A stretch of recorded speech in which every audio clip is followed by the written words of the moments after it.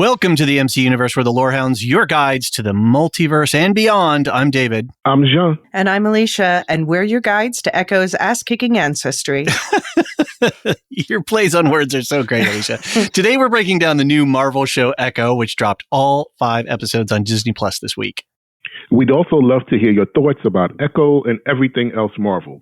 Email your feedback to mcu@thelorehounds.com or head over to our website at thelorehounds.com and use the contact form or record us a voicemail. For ad-free versions of this and all of our podcasts, check us out at patreon.com/thelorehounds. I'll share more about the Patreon as well as notes about our upcoming programming schedule at the end of the podcast. Also, we'd be forever grateful if you could help us get more ears tuned into the Lorehounds MCUniverse. All you need to do is drop us a 5-star rating and review wherever you're listening. Apple Podcasts is especially helpful, even if it's just a few quick words. We read all the reviews, and they mean a lot to us. And before we get started, just a quick spoiler warning. We'll, of course, be spoiling all of the Marvel Spotlight series Echo, but spoilers from the rest of the MCU and the Marvel comics are also on the table. Hey ho, Marvel fans. Elysia, Jean, good to see you guys. I am podcasting from the basement of my in-laws again this weekend. We decided to pack up the cat and all our stuff. We had an unexpected school closure on Friday, and then we have, of course, the holiday on Monday here in the United States. So if I sound a little bit different, that's why. Doing the old setup on some weird plastic boxes and some game board pieces and tables all balanced and crazy. Anyway, how are you guys? Jean, how you doing? I'm good. Battling a little cold, but everything is okay. I think everybody's battling a little bit of something. Yeah, tis the season. And weeks. Yeah. And Alicia's on the mend too, right? Thank goodness. Yep, on the mend. Watching movies again, whether or not that's good for my ears, who cares? And you went to go see a big boom movie. You saw the Godzilla. Yeah, I went to see Godzilla, which I heartily recommend. And I was, like I talked about before, I was like, I just can't keep up with all the different IPs, and Godzilla is just going to be one that's out for me. But after hearing all the good stuff about this, I had to give it a shot. And yes, this is, for me, easily the best Godzilla movie I've seen. Now, I understand I also need to see Shin Godzilla and then compare those two. But right, what I've seen, by far the best.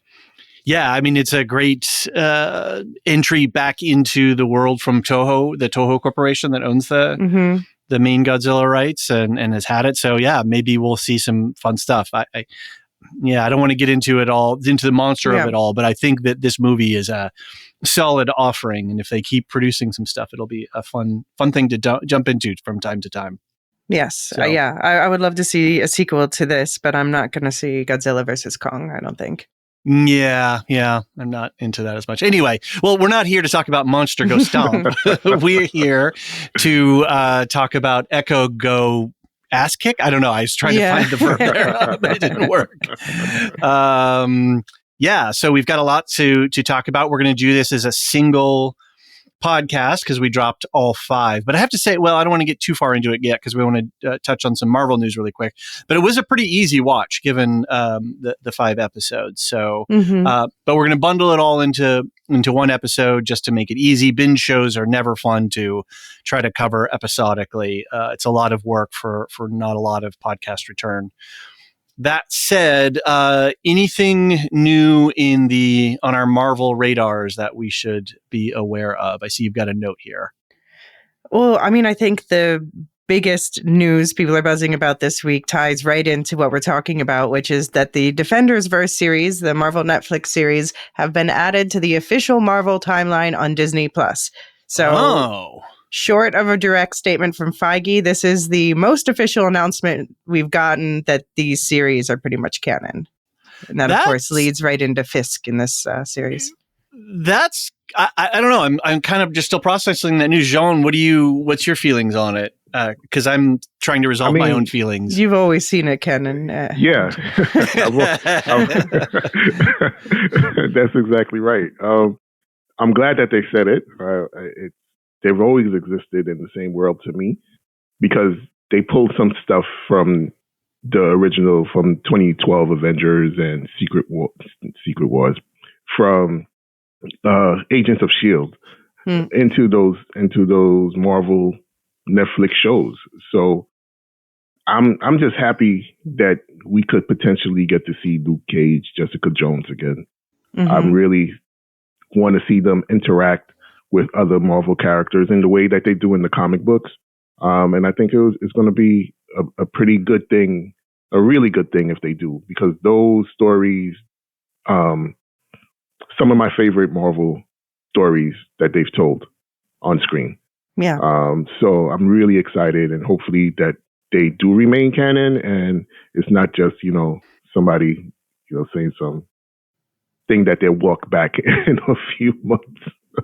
Yeah. But it's really exciting. It's an exciting time. I'm kind of excited too, I think, because I appreciate efficiency is not the right word, the conservation of all of the hard work that was done already and the enjoyment that we all had for those different shows, and to just bin them would have felt like, yeah, okay, but like that would have been a little bit disappointing and kind of like, oh shucks, you're just throwing away something we all really enjoyed. Where now this embracing of it just feels like, yeah, thank you. It's an acknowledgement that there was hard work that went into those. There were interesting stories that were told in those, and that those and the casting was spot on. Yeah. What's that? Yeah. The casting was spot on. And I think that's one of the reasons why they're like, okay, because we really do want to keep these actors if they can. Yeah. I hope you're right. I hope that's the case. I hope that they keep Mike Coulter for Luke Cage. He was great. Yeah. Yeah. And I hope we get Iron Fist, Colleen Wing, Iron Fist. I didn't even go near Iron Fist by that time. It was like, oh yeah, I'm not sure what they were doing. Okay, well that's cool news. That's fun, and it as you said, it ties directly in. So I guess let's start talking about our spoiler-free hot takes for Echo. We'll get into a more deeper breakdown after we take a break, but first let's sort of go round robin. I will say that I enjoyed this season of television. I felt it was a real easy watch. I didn't feel like, we had a compressed amount of time between the time we were recording and the time we had to watch it, and I'm watching a bunch of other stuff, and we're about to cover True Detective, and so I'm going deep on that, and we've got a couple of other shows we're picking up. And I was like, oh God, I'm going to be really stressed this week or whatever. It actually was just a really easy watch, and I didn't have a lot of effort in terms of consuming the content. And by the time I got to 5, I finished 4, and then I was like, oh, I got to watch this other episode, but maybe I should just finish 5. I was like, yeah, I'm going to finish 5 because I'm on a roll here. So let's go. Mm-hmm. So I felt like the energy and the pacing of the show as a season overall wasn't bad. That said, I really hope that this is the last of this bullshit from the studio about messing with the scripts and the edits and churning it through whatever machine, because I think while I ultimately enjoyed the season, there was a lot of misses and there's a lot of structural problems with it. But I was really entertained, and I really enjoyed the way that they centered the story and with different different characters and different types of storytelling. I was really amazed at how well we moved from English to Choctaw to ASL and flowed back and forth between these 3 different distinct languages. I never felt it just felt so seamless to me, and felt really enjoyable. And so all of that is great, and I feel like there's a huge potential for this character, but then I got really disappointed in how they handled certain aspects of it. Never so much that I wanted to run away from the show. And I guess when we talk about it relative to the Netflix series, I kind of put it in that same boat. I feel like I would put it in along with those. I don't have a problem. It's not an Avengers marquee movie where we're ending a major arc or something like that. But if I were going to watch this right along with a Daredevil or something like that, I feel the quality and the storytelling was right in there. So it was very satisfying in that regard. Episode 4 was the absolute highlight for me. I really enjoyed the heck out of that. And I was super excited. I even went on our Discord and I was like, oh yeah, this is cooking, right? It's good. But then, you could feel the Marvel studio machine doing its thing. And I just hope that this is the last of that. I don't know. I'm a little worried for Agatha because Agatha's gone through so many changes as well.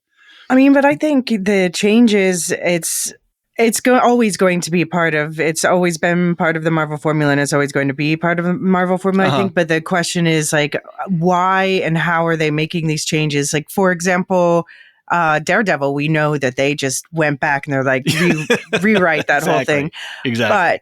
But that means that it went from apparently Foggy and Karen being dead to apparently Foggy and Karen are going to now be in the series. So for me, yay for that rewrite. Yeah. Right. Sure. So I guess, and I agree that here there are some things were not done for the right reasons. Yeah. There were times where I really felt like, okay, the show is doing what the show wanted to do and say. And then there were other times where like, is this the machine where I can see the seams here, or, the lack of budget, or I don't know what's going on. And it didn't take me out. It didn't spoil my entertainment of watching this, but I could just feel the awkwardness of it. And that was disappointing. At the same time, I can see the potential for this character and the storyline. And I'm really excited for letting the writers and the showrunners and the actors cook, right? Like, let these people tell stories and get away from the big machine, stuff about it. So I'm really looking forward to the future. My last note is the trailers got me really hyped for a super dark and gritty story. And in the end, my expectations about that weren't met. I think they could have gone harder, and I would have been. Right. They had a lot of room for me to go to really push it into a much darker, grittier place. But Disney, how does Disney balance that? But at the end, overall, very entertained, very happy with episode 4 was sort of the best for me overall. And really looking forward to where they go next. Jean, what about you?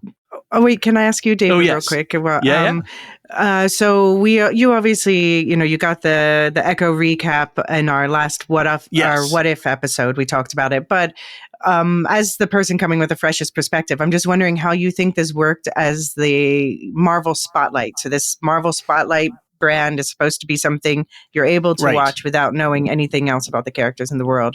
Do you think that it was successful in that way for you?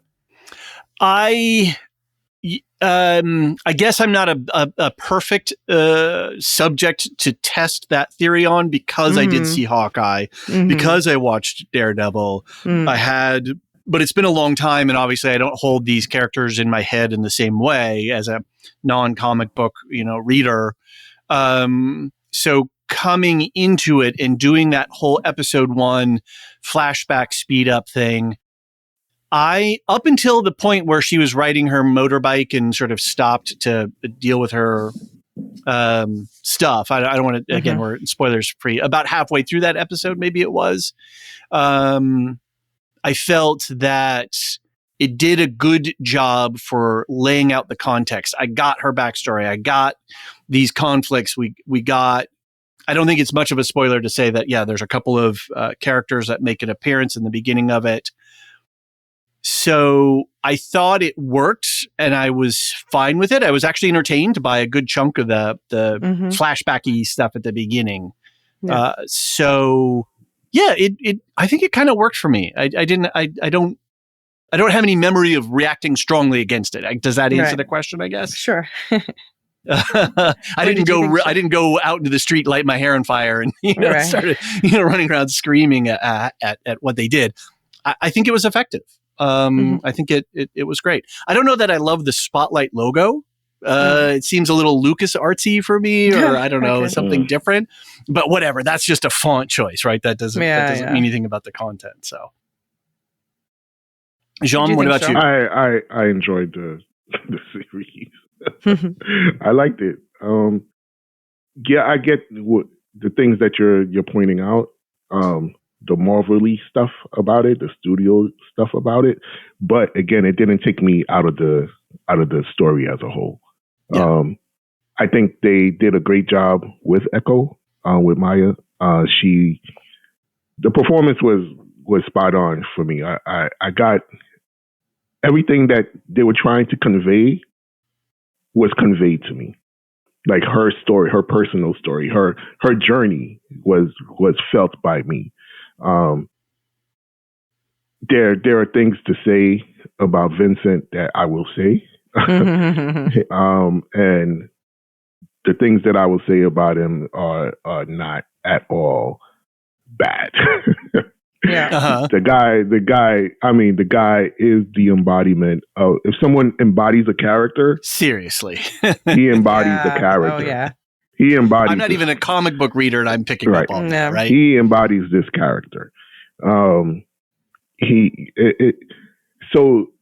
there are ways that, yes, the show could have been better, but what they did in the show was show you a slice of the MCU that we hardly ever get to see.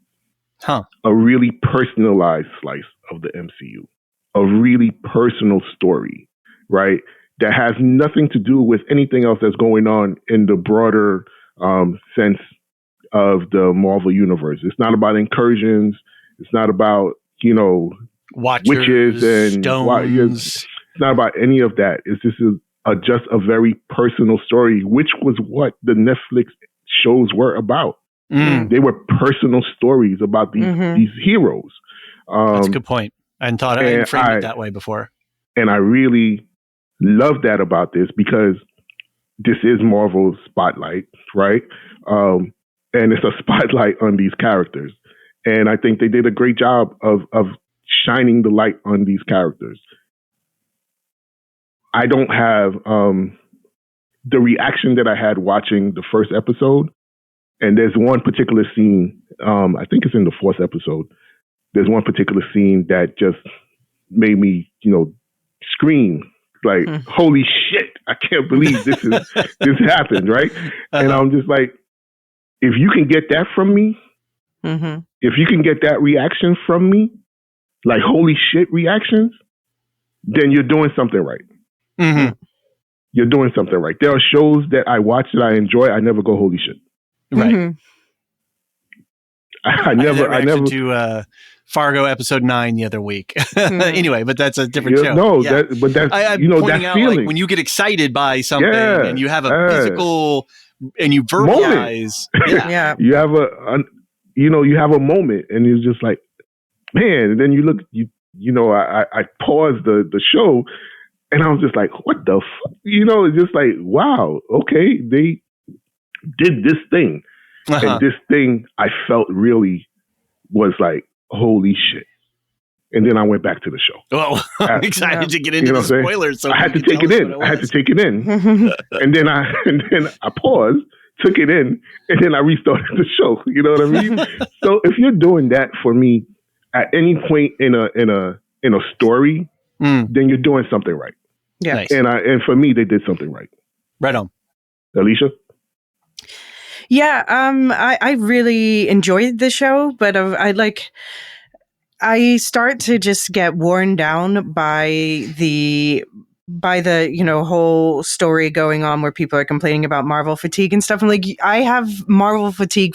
Just like shut up and enjoy the show. Yes. Because it just that did like was a damper on me, that and the whole binge model. I'm not a fan of the binge model at all for a lot of reasons. And just people like commenting on Twitter horrible things about.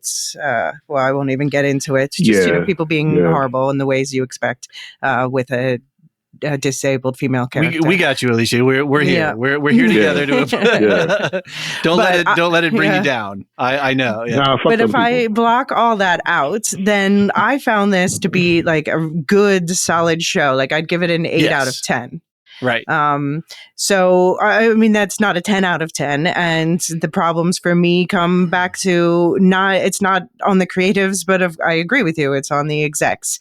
I think that they really threw the show under the bus when they did this release schedule. There were budget cuts. There were supposed to be 6 episodes. And then they told them 5, halfway through writing, it's going to be 5 episodes. There's definitely some production issues where you could feel the budget constraints. And Maya was they were going to set her up for Daredevil at the end, have her back in New York, and they cut that part out. So her future in the MCU remains uncertain, which I'm very unhappy with, because it feels like they keep cutting back on the most important stuff to me personally, because they want to keep, the fanboys who just want Iron Man back or whatever. Right. Dune did this. Ahsoka is doing this. There was one other show I was thinking about this, or Mandalorian.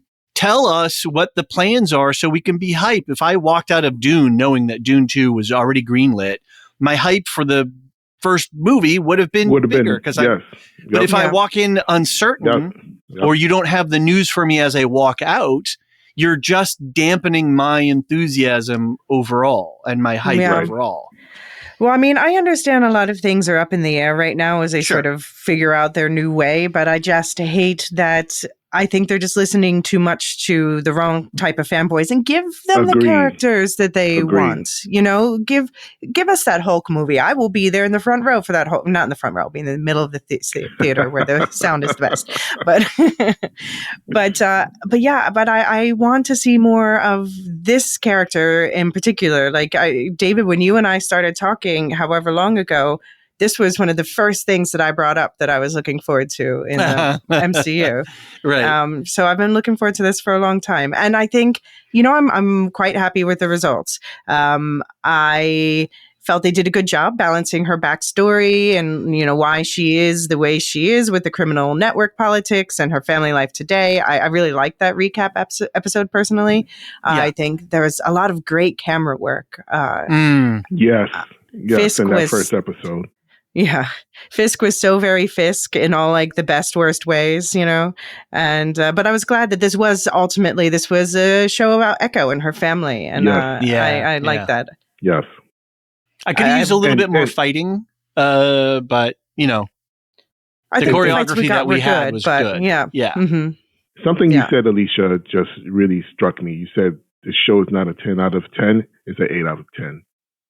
Why is the barometer being set that everything must be a 10 out of 10? No, exactly. I agree. Exactly. That is the inherent problem. We got this. Yeah. Why does it have to be a success? Problem. Yeah. Mm-hmm. Yeah. That is the inherent problem. Everything comes through the lens as if this is not a 10 out of 10, it's a failure. Right. No. Mm-hmm. No. And it's a very it's like if you give a 4-star review on something, then you diss them somehow, right? Or, right on a or something. I for instance, the movie theater that I go to, after I go, they send me surveys afterwards, like, "How was your visit?" And if I rate it was an 8 out of 10, they're like, "Why so low?" And right, I'm like, exactly. That's like 8 out of 10 is not low. I always select, that's an option for the response. Like, that's not a low score. Like, it's not a low score, but we've been conditioned by this very small, vocal, racist, misogynist, sexist, homophobic minority to think that if a show is not a 10 out of 10, according to whatever scale they're using, according to whatever measurements they're using, whatever criteria they're using, that the show is a failure. Now this has become a thing throughout the critique of the MCU and superhero genre in general. Yeah. And that is a problem. The Marvels. That is a problem. Marvels is a fine movie, and it's going to do very well. Not 10 out of 10. Money. No, it's not a 10 out of 10. Failure. But you'll enjoy the movie if you watch it. 9 out of 10 if they had put the musical stuff back in there.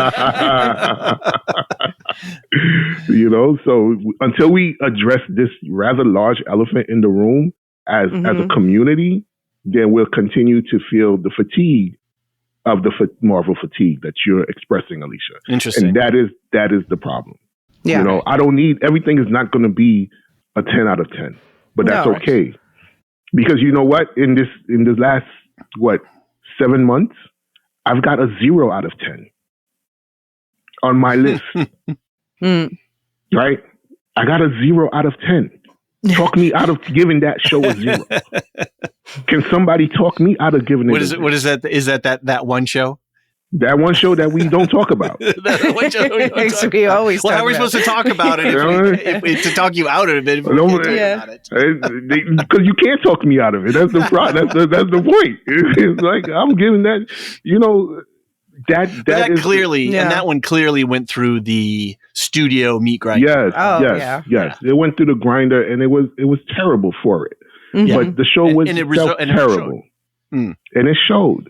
Yeah. So there is truth that some shows are bad, some shows are good, and some shows are really, really bad, and some shows are just outstanding. Mm-hmm. Everything doesn't have to be outstanding. Yeah. Everything is not going to be outstanding. It's not a binary, it's a pass-fail thing. If it were binary pass-fail, the show passes. The show passes. Yeah. There you go. It passes. But okay, speaking of our own ratings, this was the first TVMA property officially in the MCU. Do we think it earned that? What do we think the violence is on the Pukila scale? And for those who might not be aware, we've got a couple of different frameworks that we like to use within the Lorehounds community. We have the Shippey test. We have the is it Sanderson? I always forget. The Sanderson, the Sanderson scale between adaptation versus inspiration, and then we also now have the Pukila test, which is named after our dear friend and favorite Tolkien scholar, Marilyn R. Pukila, and it rates the violence on a relative scale based on the rings of power being, is it more violent or less violent, and would Marilyn watch it? If it goes over the scale, then it's something that she wouldn't watch because the violence is too much and too intense. I think it gets a +1 on the Pukila scale for me, starting at a 0 point. I think it's just over the line. There was a few early on fight scenes, and there was certainly one gruesome death that I think they gave an extra they put some extra shots on it to really push it at us. Yeah, and that's when they keep advertising in the trailer too. Yeah, but otherwise, by and large, except for the flashback stuff and that one other scene, I think it was pretty mild. Like I said, it could have gone harder and darker for me. Yeah, Jean, I thought it was going to be more violent. I knew it wasn't going to be. Yeah. Okay. I knew it wasn't going to be like Punisher dark. I knew it wasn't going to be like Daredevil dark because it's on Disney Plus. Right? Yeah. If that show would have lived on another platform, that's I on could have Hulu seen too. it. Yeah, but it's not. I watch American Horror Story on Disney Plus, so it's hard for me to. But American Horror Story is not a Disney Plus thing, though. No, it's not made by them. It's made right. That's what I'm saying. I think that's the difference. So we can watch all the Netflix shows on Disney Plus, but they're not made. I think there's a difference. Mm-hmm. So I expected some violence. I didn't expect it to be, like I said, Punisher violence.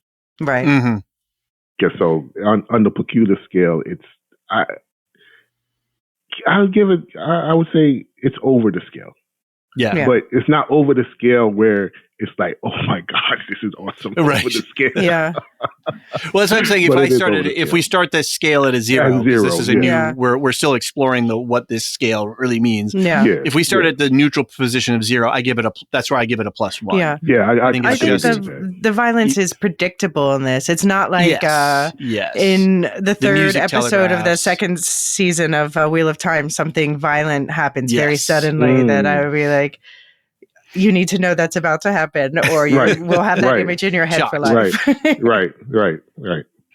And this is and I think the fight scenes at the beginning, there's some stuff where, if you don't like violence. Sound mixing, that's more. True. The sound mixing does a lot of the heavy lifting for that, the squishy sound of blood smattering. Yes. Yeah. Right. Cool. Yeah. And I liked, they did the camera work, the question is, how well does this fit into the Daredevil Netflix Marvel pantheon? And I agree, it's not as dark and violent and much shorter, obviously, but you could see really, especially in the fight scenes, the choreography, the camera work they did there. that had shared a pedigree. There was some of the same couple- coordinators. There was one, I want to talk about it, but we can't because we got to take a break. Let's talk about it. Let's go. There was just some fight choreography. Do we have a fight choreography? Let's do some spoiler stuff. Yeah, let's get into it. All right, well, let's take our break. And then when we come back, this is your spoiler warning that, we're going to come in and talk about spoilers. So we'll be right back.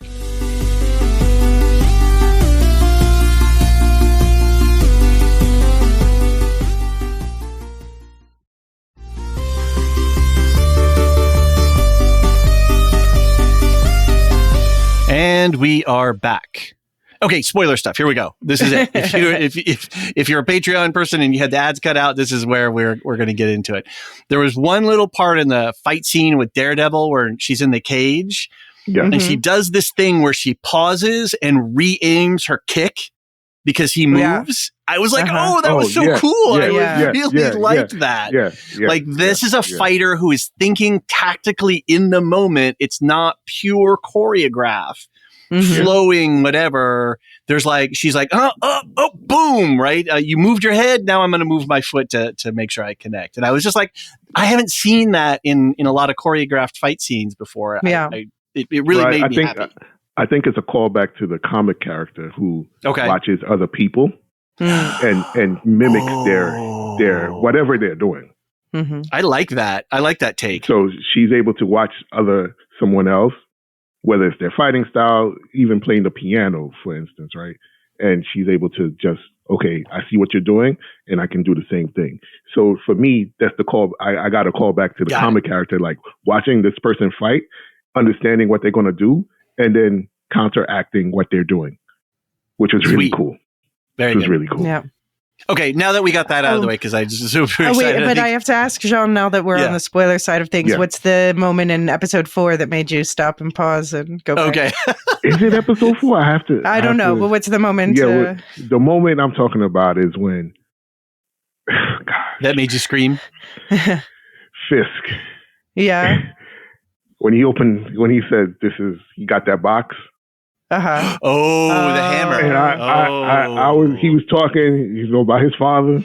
I take him out, and he got the box, and I said, holy shit, he got the hammer in the box? Like, no! Does he have the hammer in the box? No way does he have the hammer in the box. And I'm just like, wait a minute. Gives her the box. Opens the box, and it's the hammer! I had to pause. This guy has the hammer in the box. He's deranged. He's out of his mind. Yeah. He is completely out of his mind. I said, no. The guy is walking around with the hammer in the box. The hammer that he killed his father with. Yeah. For him, it's a symbol of his freedom from his father, but it's not. It's actually the thing that's holding him in place. Right, it's your derangement. Yes. Yeah. It's reinforcing you killed your dad. Yeah. No matter how horrible that a dad he was, you killed him. Right. Yeah. With a hammer. And you keep it. For all these years, you apparently have it in a box that you take with you on trips. What? What? Yo! And then he thinks she wants to have that. That's gonna help her. Yeah, here, join me in my psychosis. Join me in my dysfunction. Kill your father. Take the hammer and be free. Kill your actual father. Yeah. Take the hammer and be free. Great Star Wars comp right there, right? Between, strike him down and join me, right? Oh, strike me down exactly. and become the Empire, Take the hammer and be free. What? What? That's why episode 4 was my favorite. Man. Go ahead. Sorry, Elysia. No, I was just saying, I love her responses. She's just like, nah, dude, I am not as messed up as you. I just realized that. Like, this is the hammer? This is the hammer? I'm like, yeah, that's the hammer. That's the hammer. I said, oh, man. Woo. Fisk, boy, that boy has some issues. Yeah. Man. I'm so glad to have him back. Mm. In the All right, do you want MCU proper. to step back really quick, Elysia, and cover some of the meat and potatoes here of what we're so going to do? so the series was created by Marion Dare, which is that's her like pen name. Her real name's Heather Williams, but it's interesting that her pen name is rooted. She took that name from her paternal family names, so you can see. This is also a theme that goes throughout the series as well. Echoing across the generations. Across the generations. She also grew up in a family of funeral directors, so does a lot of thinking about death. So that's also interesting. Okay. Cool. But she's previously best known for writing on Better Call Saul. Nice. I love that show. Yeah. And the other head writer is Amy Rardin, who's got a lot of TV writing production experience. On direction, it was led by Sydney Freeland. She's Navajo and especially known for telling Native American stories. But the episode 3 director was Katrina McKenzie, who's an Aboriginal Australian. So she's got lots of TV experience, including apparently being the first Aboriginal woman to direct a U.S. series. But we still, she's from somewhere else, but she's got that same perspective of wanting to tell Native stories that are often glossed over. I feel like we're getting a nice breeze blowing in with a lot of stories from different communities.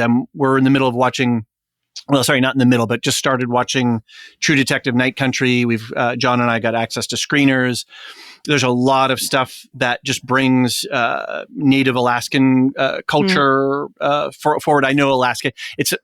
I'm not sure of all the appropriate tribal names, so I don't know whether to just call it Inuit or what have you, because there's more than one group there. But to bringing those stories forward, and to bringing Callie Reese, who is a boxer and an actor and an activist in her own right, to Kohore, the episode on What If. I know Killers of the Flower Moon is a Scorsese thing, but it's talking about something that's very relevant to this. So I feel like there's Prey. Another shout out. Yeah.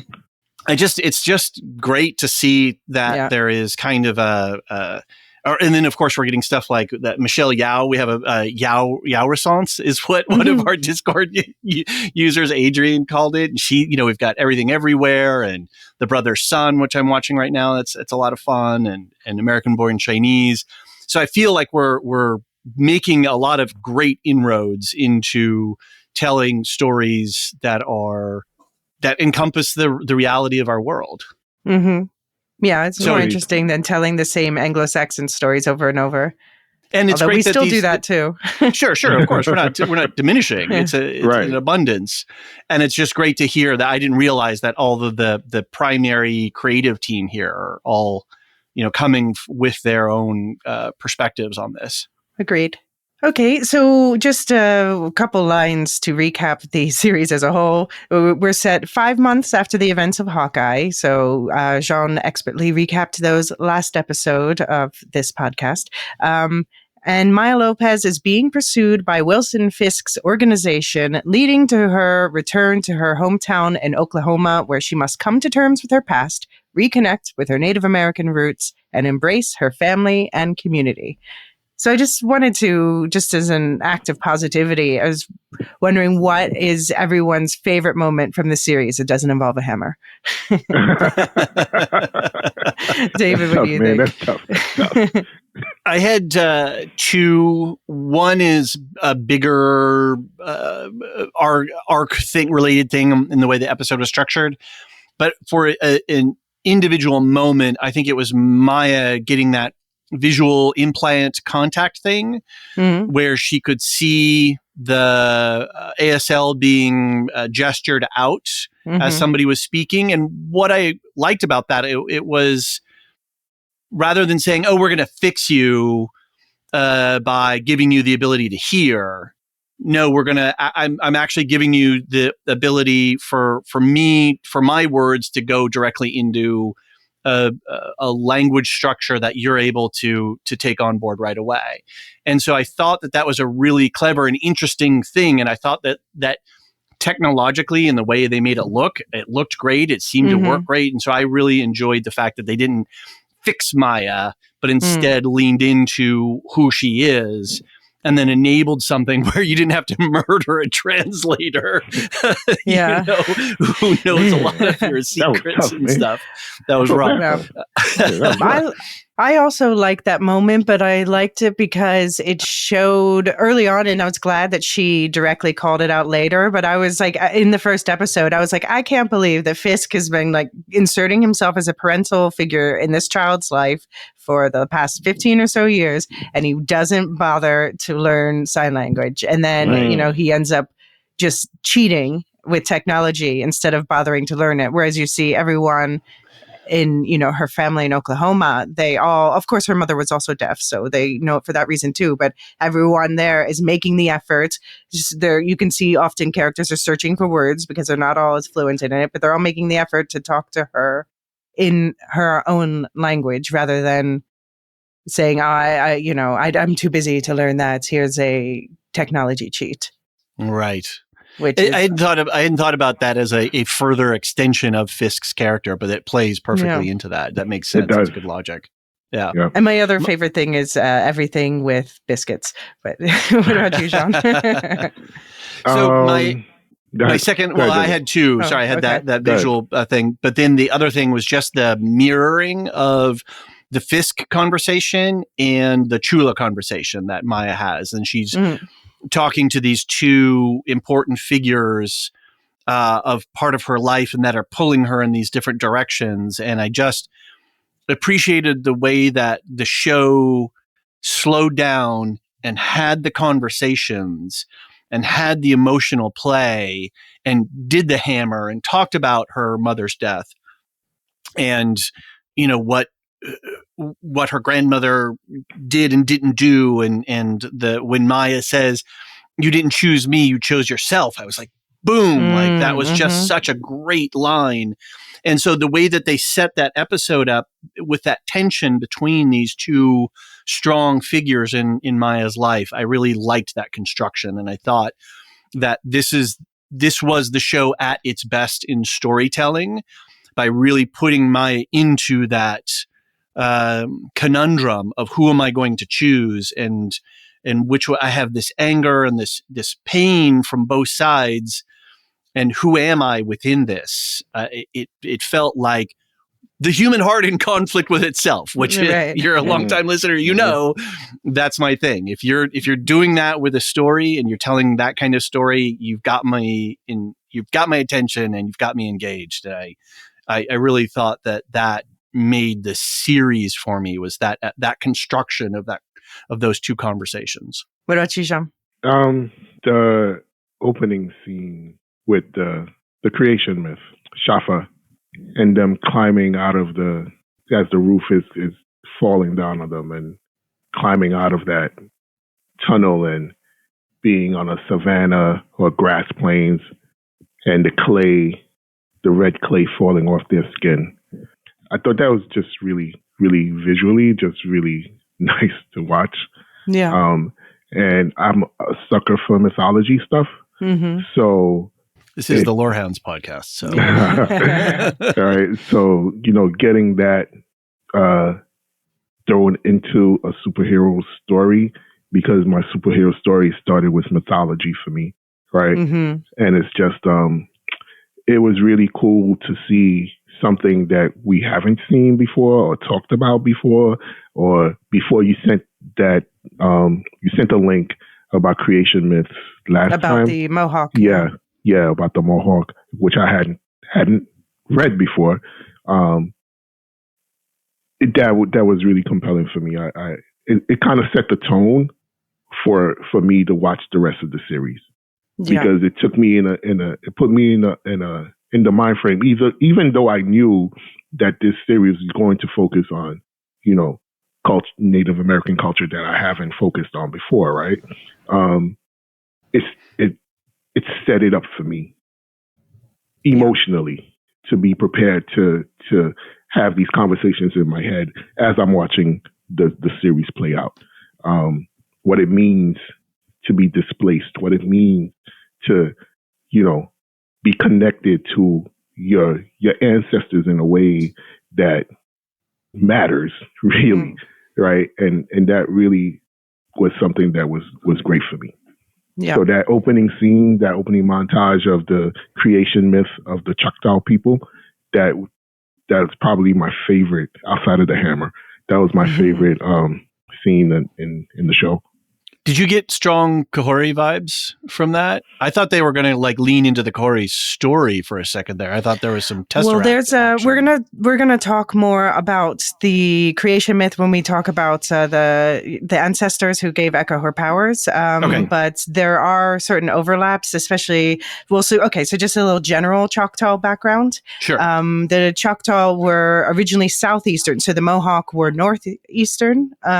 So southeastern, both woodland tribes. You're going to see a lot of similarities. There's also a lot of similarities across Native American creation myths, like the Choctaw.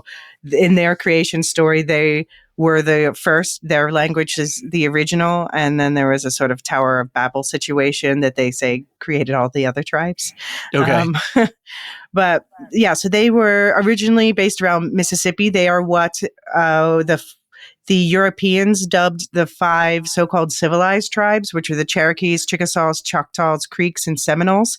And they called them this because they were the ones who they aligned themselves with the European. They started to wear more European dress, started to intermarry more with Europeans. But even though, despite that, they still moved them when, Andrew Jackson decided that all the tribes should be moved. So this movement is called the Trail of Tears. And that's usually the one people learn most about in school. There were other ones like from the Potawatomi we're part of, from the Great Lakes region, that was called the Trail of Death. This is the actual Trail of Tears. And so a lot of them, most of them ended up in Oklahoma, which is where they dumped all the tribes before, because the land was barren. So they dumped all the tribes there. And then during Visually the Great barren. Depression, this is when the tribes started to find oil, but we'll talk about Killers of the Flower Moon a different day. Right. So Oklahoma, the name of the state, is actually a Choctaw word. It means, Okla means people and Huma means red. So Interesting. That's where the name of the state comes from. Okay. It was really cool to see all that. And it is true that because all the tribes are dumped there, like a lot of powwows tend to look the same. So this looked a lot like a Potawatomi powwow to me, only it looked a little bit sparse, I have to say. Should have been a lot more people there, a lot more going on. But this is obviously where the budget was coming up short. Right. Yeah. So one thing that I have to address this because I keep seeing it coming up, and this is the whole thing. You hear about female superheroes and female characters, not so much often about male characters, which is people saying that that Echo is too angry. Kick rocks. Yeah. Well, first of all, she's a quadruple minority. So she's female, she's Native American growing up off the reservation, she's an amputee, and she's deaf. And each identity is more isolating than the last. So that would be enough to be angry, I think, as it is. But then she also witnessed the death of both of her parents. And Fisk, of course, is there the whole time, whispering in her ear, manipulating this anger, playing on it. So I think if you're cool with Bruce Banner being angry, I see even more reason why Echo would be angry. And we've got to just accept that women can be angry too. A whole character just based off of anger. And we have a problem with Echo? Come on, give me a break. And they gave a different ending to this. She didn't take up the hammer in the moment, nor at the end. She chose a different way, just like they did in the Marvels. Yeah. They chose a different thing. We don't need to have violence and trauma and re-perpetuating that cycle. She did something different. Of course she's angry and she's dealing with it, And she has every reason to be angry. Absolutely. She has every reason in the world to be angry. Yeah. The person that she has looked at as her only family took her family away.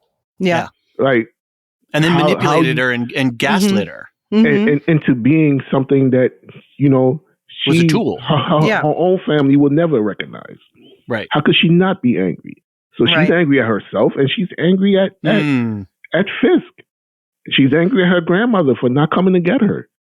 She's angry at her uncle for leaving. Yeah. He left her. Yeah. He left her. Absolutely. He just Yeah. left her. They just kind of abandoned her. Yeah. How could she not be angry? No, I have. Come on.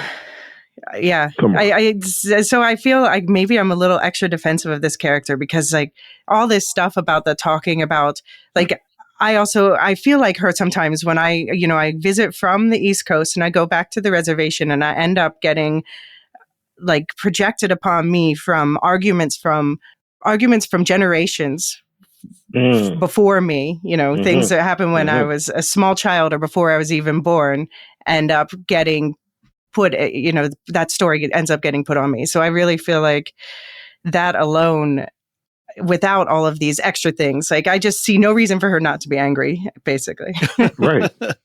Come on now. As a parent, when our daughter was younger, and especially a bit more in the stroller and things like that, that's one of the nightmares that would plague me was, God, what if something happened and my child was suddenly left alone in the moment of tragedy and disaster. And I can't I can't imagine what it would be like to be in that vehicle and look over and realize this horror that just happened. Right. And then to have your family lie to you about it because he didn't tell her the truth when she was in the hospital, to have part of your anatomy, for your taken off to save your life, but still, that's still a big blow. And then to be ripped away from your grandmother and your cousin, who are the support that you're going to need as you're moving forward with dealing with these things. Damn, that just, it hit really, really hard. Yeah. And I just felt that the storytelling was so compelling in that whole backstory of telling us who Maya started out of as just it gutted me. It really, really touched me as a parent. I was just like, oh my God, this is horrible. Yeah, I also think that the storytelling, the putting us in Maya's perspective was really well done with the camera work and with the sound editing as well. Yes. Like I especially love that moment with the motorcycle where she, puts the band around it and sends it like through the window out of the cop car. And we hear it from her perspective, meaning we don't hear anything.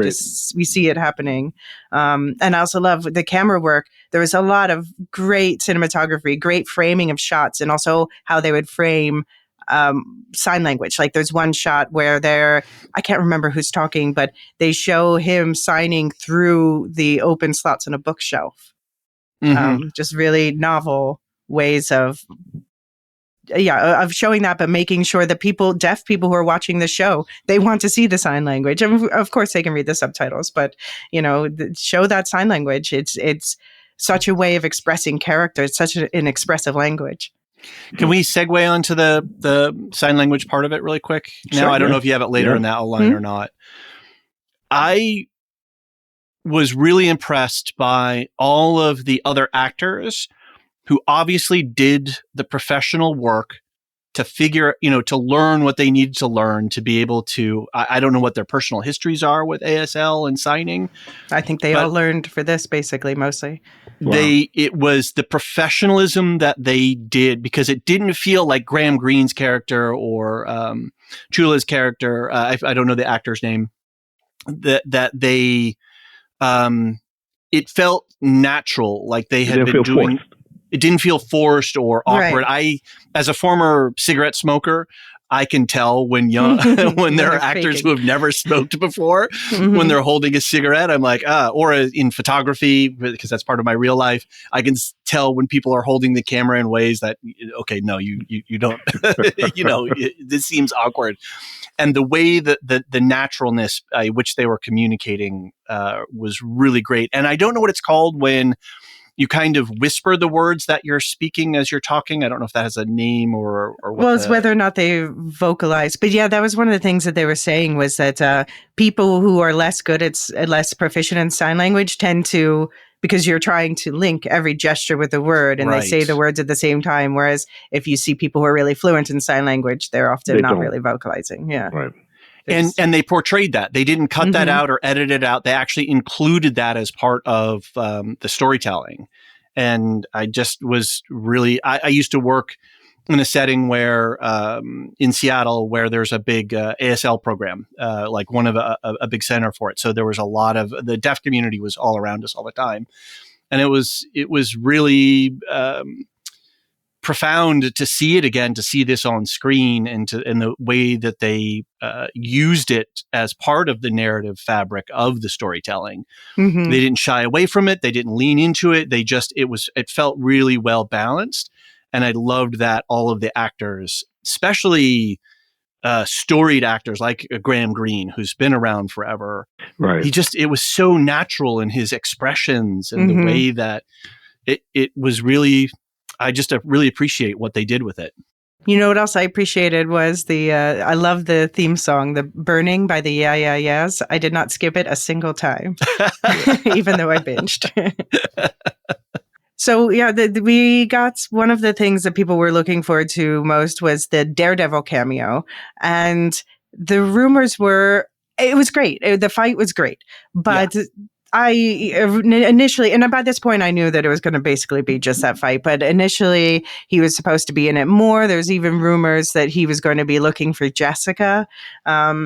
I just really, that's one of the things where I feel shortchanged by them cutting back I would love to have seen, I want to see them, Echo first appeared in Daredevil, a 1999 issue. That's where the character first came from. I wanted to see more of these two together because it's so interesting to see, she's deaf, he's blind. How do they communicate? But yet they even have a love story in the comics. Please let us have more Daredevil and Echo. Don't listen to the bigots and, just shelve this character because. Right. Was that Charlie Cox? Yeah. Yeah. Okay. Yeah. I wasn't quite sure because it's been a while since it was. Yeah, same guy. Yeah, and that struck me too in that moment. I'm like, oh, wait a minute. This is a deaf character and a blind character, having a moment on screen together. Mm-hmm. Yeah. Like you said, don't shelve the character. Yeah, I just really want people to watch the show and determine for yourself how you feel about the show. Yeah. Wherever you come down on it, just watch the show and determine for yourself how you feel about the show. Yeah. Don't take the idea that we are fatigued when things are done well. Wow. There's no fatigue. And it's literally only 5 episodes. How much fatigue do you have? And the thing is, I think on our Discord, Sub-Zero, I think he mentioned something that I feel as well is that, I wish the episodes were a little bit longer, a little bit more teased out, right? Yeah. The end felt really compressed. Right. Yeah. The final episode felt really compressed. Yeah. Well, they had one cut. Yeah. Right. And if you're saying that you wish the episodes were longer, then, there's 2 things. One, you want to see more of it. And 2, you want to see more of it because there was obviously some storytelling that needed to be completed. That needed to be, fleshed out a little bit more that they weren't able to do. Yeah. Yeah. But the casting was perfect. Elysia Cox, don't recast Echo. It's the opposite. No. Sorry, just the joke riffing on recast T'Challa. Hey. You say recast. Time out. No. Time out. No. Nobody wants to, and they shouldn't. Right, and they shouldn't, okay. but I want them to bring her back. Yeah. And also, the young Maya was played by a cousin of hers. She was great. Oh man, that's why. They look a lot alike, but she's not deaf, so she learned ASL for the role, and she had to fake having a prosthetic limb and stuff. She was awesome. She was great. She did a great job. So good. They did a for great not job. having been a professional or somebody who's pursuing acting. They did I don't know what her pursuits are for acting, but I know. Yeah, maybe now she wants to, but she should. Hopefully, she should. Yeah, but she was awesome. And I just have to point out that that means both versions of Echo, or actually the actresses who play them are from the Menominee tribe, not Choctaw, but whatever. Okay. Doesn't matter.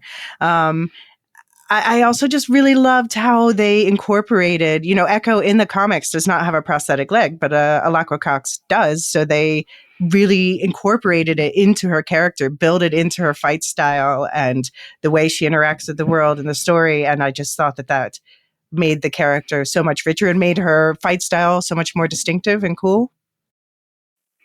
And when Scully was rebuilding and doing the MacGyver-y kind of like, okay, I'm going to cook up some weird ass prosthetic that uses a mountain bike,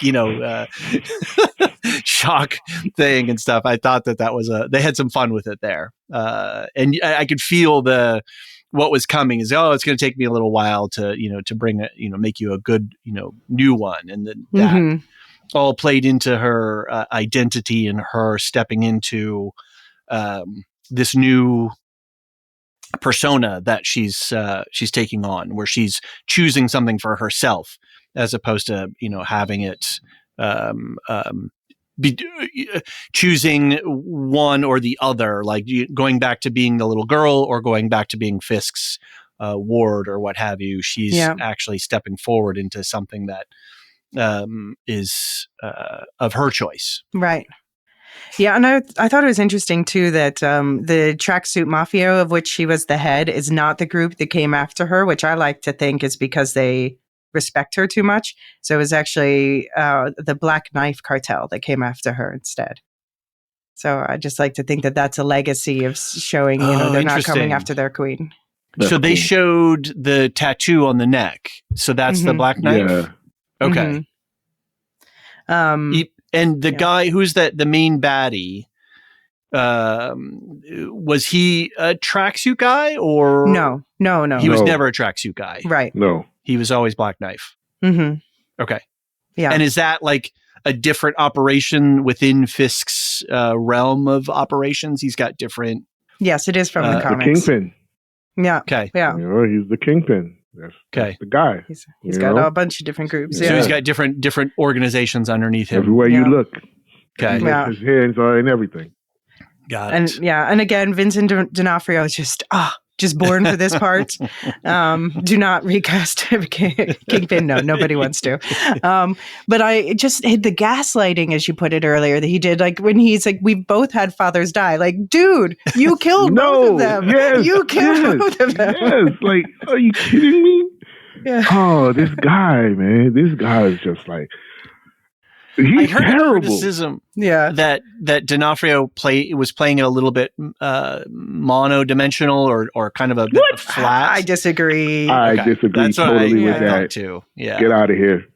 Whoever says that, no. But do you think he has like something supernatural going on with his durability and healing? Don't you think? Like he gets shot in the eye and then it's only that bad, and all the stuff that he went through in Hawkeye, and he seems supernaturally durable is the way I'm feeling. We shall see. I always took it that in the Daredevil Netflix shows that there was something a little extra with him. And then in this, I actually turned on, I didn't always understand what was going on with the subtitling. I felt like that when I had the subtitles off, I was getting inconsistent viewing of the subtitles, and certain times when they would, either ASL or in Choctaw, sometimes they wouldn't be there. And I don't know if that was just a tech issue or something. So I just turned on I just forced on the subtitles. Subtitles. To make sure I was getting everything.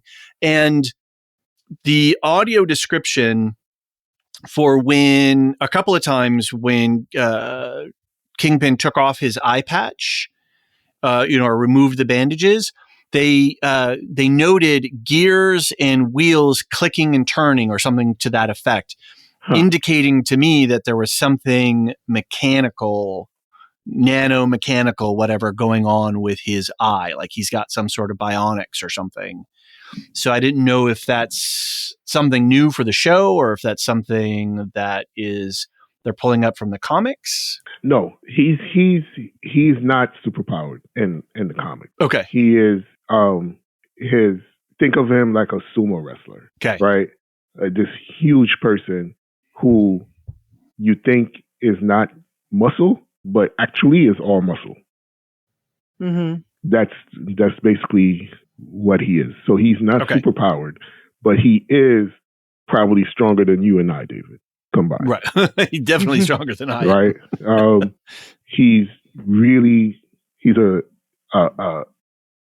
accomplished hand-to-hand fighter, Okay. as well as being, a really strong human being. So those are basically, and he's just evil. He's just a terrible person who will do whatever it takes to win a fight. So really strong, a very accomplished, hand-to-hand fighter who will do whatever it takes to win a fight. That's who Kingpin is. So it seems like they put something then in his eye that is going to maybe play into future roles where he's got probably. And then for him as well, it's not armor like Iron Man, but it's like, his suit is always made up of some sort of protective armor, like a bulletproof, like Kevlar, right, from head to toe. So he takes shots, but the shots that he takes, you think would put him down, but his suit is basically, bulletproof. It's armor.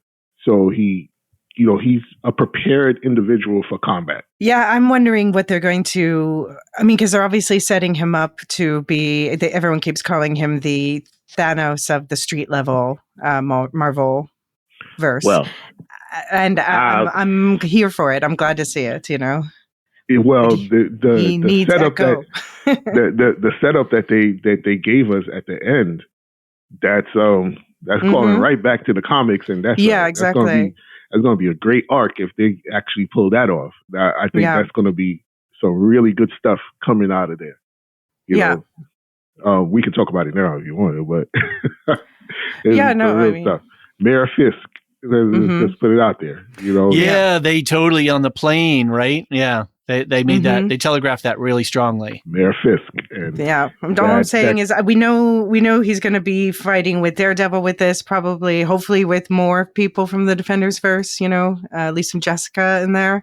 But it's got to be with Echo. Come on. You can't just introduce her and then... I'm so scared they're just gonna. She's so central to Fisk's psychology. Yeah, exactly. And his motivation and understanding who he is. Right. He's not who he is without Echo.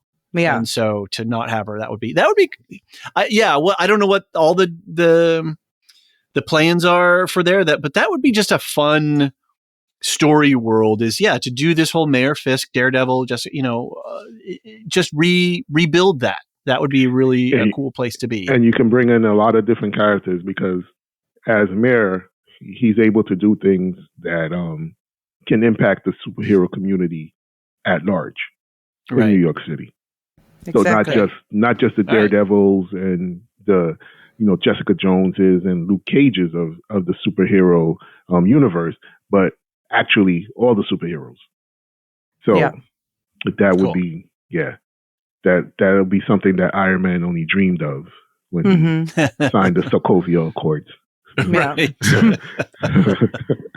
All right, let's go. So one thing that I think that this is a factor of the show being chopped up and shortened is I wasn't always completely clear on the exact relationship between people and why people were mad at, why people. I was so glad to see Zay McClarnon back as William Lopez, Maya's dad. But I wasn't completely sure why they were mad at him because it seemed like his uncle was also involved in organized crime, but maybe not directly with Fisk, or maybe he was mad about being pulled into Fisk's circuit. His uncle being Chaska Spencer, who played Henry Black Crow Lopez. What did you guys understand from that? I enjoyed Spencer, seeing him and what he brought to that role. And I was really confused when she showed up at the skate shop and then they went up onto the water tower. I felt that episode 2 was the weakest episode in some ways. And I understand we had to move the story forward. It was the one that I was like, I was getting a little bit nervous because it felt a little bit, I don't know. And then 3 and then 4 started to bring me, get me excited more. The way that I, after finishing the series, kind of thought about it all over again was that Fisk has got a criminal enterprise all over the country. And her family, obviously, her family has been involved with him for a long time at certain levels. And it just, and maybe he had operations set up there a long time ago that were feeding into his system. And then her dad or her family, part of her family, well, him, obviously, right? Because he married into the family, was involved or got wrapped up, and then his brother got wrapped up. And so their legacy is that they are Fisk lieutenants or, underlings in some way. So that's the way I kind of refiltered it back into my head. But during the show, I was really confused. I just went with it, and then it sort of all made sense after the end. I felt that Chula her grandmother was upset, was mad at him because he wasn't what she wanted for her daughter. Yeah. Right. He was a criminal. Which that makes sense. Right. He was a criminal, and it doesn't seem like her maternal side of the family was about any of that life. Yeah. Right. Yeah. So that's what I think she was mad from the onset. Like, how could my daughter marry this guy? Mm-hmm. She says as much in the hospital when she's how could she have a life with this guy who's not what I want for her, right? Mm-hmm. And then she dies, and he takes her away, right? And takes because of that life. Somebody away. Cut the brakes because of his criminal because of his criminal activities. So I got that she was angry from the jump because she did not want her daughter to be with him. But I didn't get why his brother was so angry with him, though. That's, you know what? I kind of felt like the brother. Why did he leave New York and come back to Oklahoma? His brother? No, I think his brother just was in Oklahoma all the time. No, because they talked about him being in New York. Maya says you left New York alone. He left New York. After, maybe he just ran. Yeah, why wouldn't he bring her with him? Yeah, that's the point when he said he got scared and he didn't know what to do. But he's still working for Fisk in Oklahoma, Or is he working for like a proxy of Fisk, like that? The what's it called? The Black Knife Cartel. Because he's part of after she blows up the warehouse. When he's talking to a couple of the yard managers, they're all like, oh, yeah, we did our paperwork right. Okay, well, all the other nodes on the network, we just got to keep our heads down and not attract attention to ourselves. No, he's in.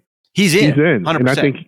And I think he's mad at his brother for, one, leaving him, right? His brother died.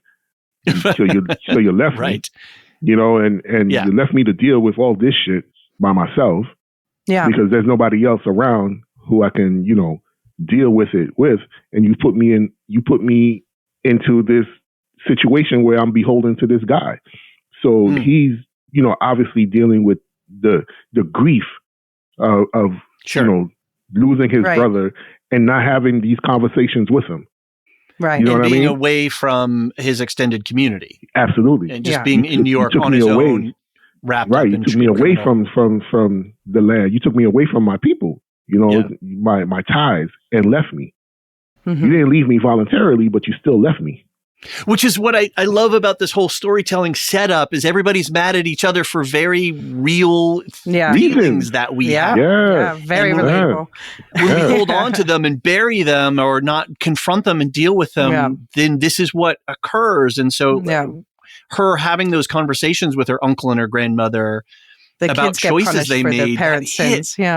So good. That's the kind of, and as you said, Jean, this is the kind of storytelling that this level of the superhero MCU thing is that, yes, we can get personal, and we're not talking about cosmic powers and dealing with our powers, but we're dealing with very, very relatable human story. Yeah. Right.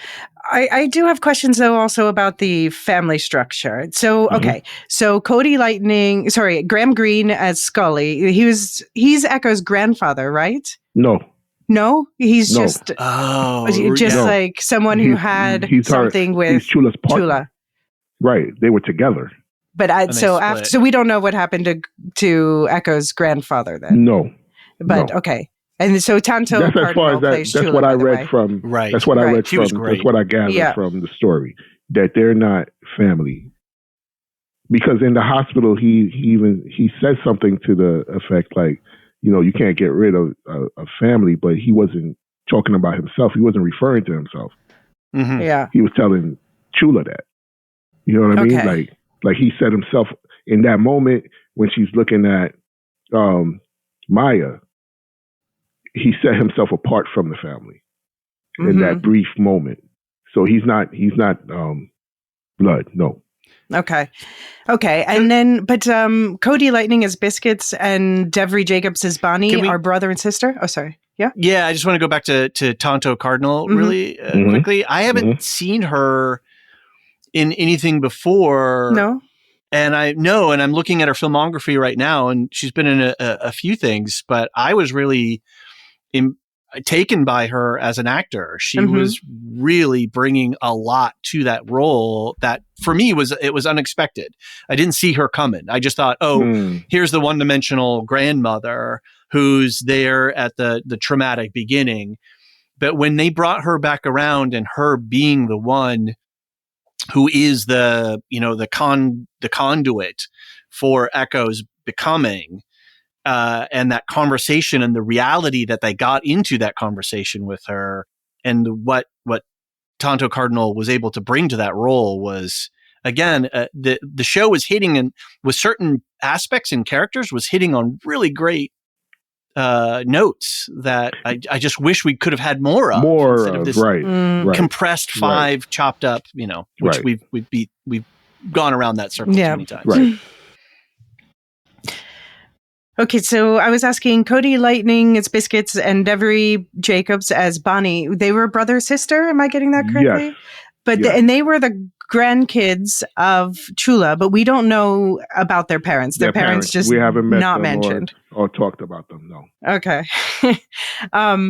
By the way, Devery Jacobs is the person who voiced Kahori in What If. Oh, so I didn't even pick that up. People want her to play a live action Kahori in the MCU, that she would be doing double duty, but it would not be the first time an actor has done that. So it's not impossible. Why not? Just make her look different enough. Okay, so this segues nicely into the ancestor powers, which is the twist that they did for this character for the TV show. And I am pro this change. I think one of the reasons, we don't want another Taskmaster because that already exists in the MCU. And another reason is, I've noticed this being a trend in media that's portraying the authentic deaf experience, is they're starting to portray more realistically. It's lip reading is not the way it's been shown on TV, written by non-deaf writers, like where people just think that deaf people can just lip read. It's even the most skilled people say they only get like 70%. So I think this is another reason why they wanted to move away from this unrealistic expectation. For deaf people. But I think it's really, I love the way that they tied it to the generation. So 5 episodes, each one is one of the names of the ancestors who lends Echo their powers, starting with Jean, you brought up the creation myth with Chafa, who was played by Julia Jones.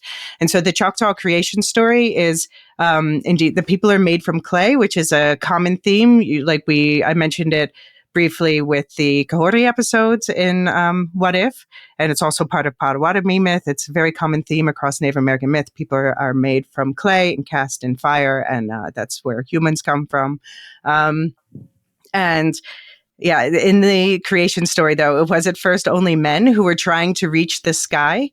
So they were trying to build these bigger and bigger mounds, which reminds me also of the Kahori story that we saw, where they're trying to reach that sky portal. And then they crumbled, and that's when that whole Tower of Babel situation came about. And in this version, so Chafa is a character invented for the show, but Chafa is the number 1 in the Choctaw language, and it is supposed to be the first Choctaw female. But here they have her, that she's saving them from this crumbling, this falling of the Tower of Babel, which was followed by a flood story, which is also really prevalent across Native American myth, especially on the East Coast. Almost every myth has the flood. It's really interesting to trace flood myths across the entire world. Yeah, I think there's been I'm pretty sure that there's a lot of academic literature on that and looking into this different storytelling. Maybe Marilyn can chime in on some flood-related mythology. Yeah. I have a very healthy section of mythology from on my bookshelves, and Nice. it's mythology and folklore is one of my greatest passions, and I have a book that dedicates like half the book to the flood myth and how it's across Oh, cool. how it's across all cultures. But yeah, so one important piece of Choctaw history, though, is they say that after the flood, they ended up in what's now Mississippi. And this is where there's the Mother Mound there, or it used to be there. There's only small bits of it left now, or the Naniwaya, as they say in their own language. And this is where they say either people emerged or they from the underworld, but also, or in the other version, they brought the bones of their ancestors and buried them in this mound in Mississippi. Interesting. And we see Chafa and her people drinking from the magical pool. So we see water as a portal again. That's a theme that comes back again and again in Native American myth. And and then we get it's a nice tour through Choctaw histories, because the next ancestor we get is Loak, played by Morningstar Angeline. And Loak is a Choctaw tribeswoman in 1200 who competed in the Ishtemboli tribal match. So Ishtemboli is the Choctaw word for a stickball, which you probably think looks a lot like lacrosse. Now, the version we call lacrosse is actually based on the Mohawk Cohortes tribe. Right. It was noticed in Montreal, and the French there are like the stick lacrosse. But this is okay.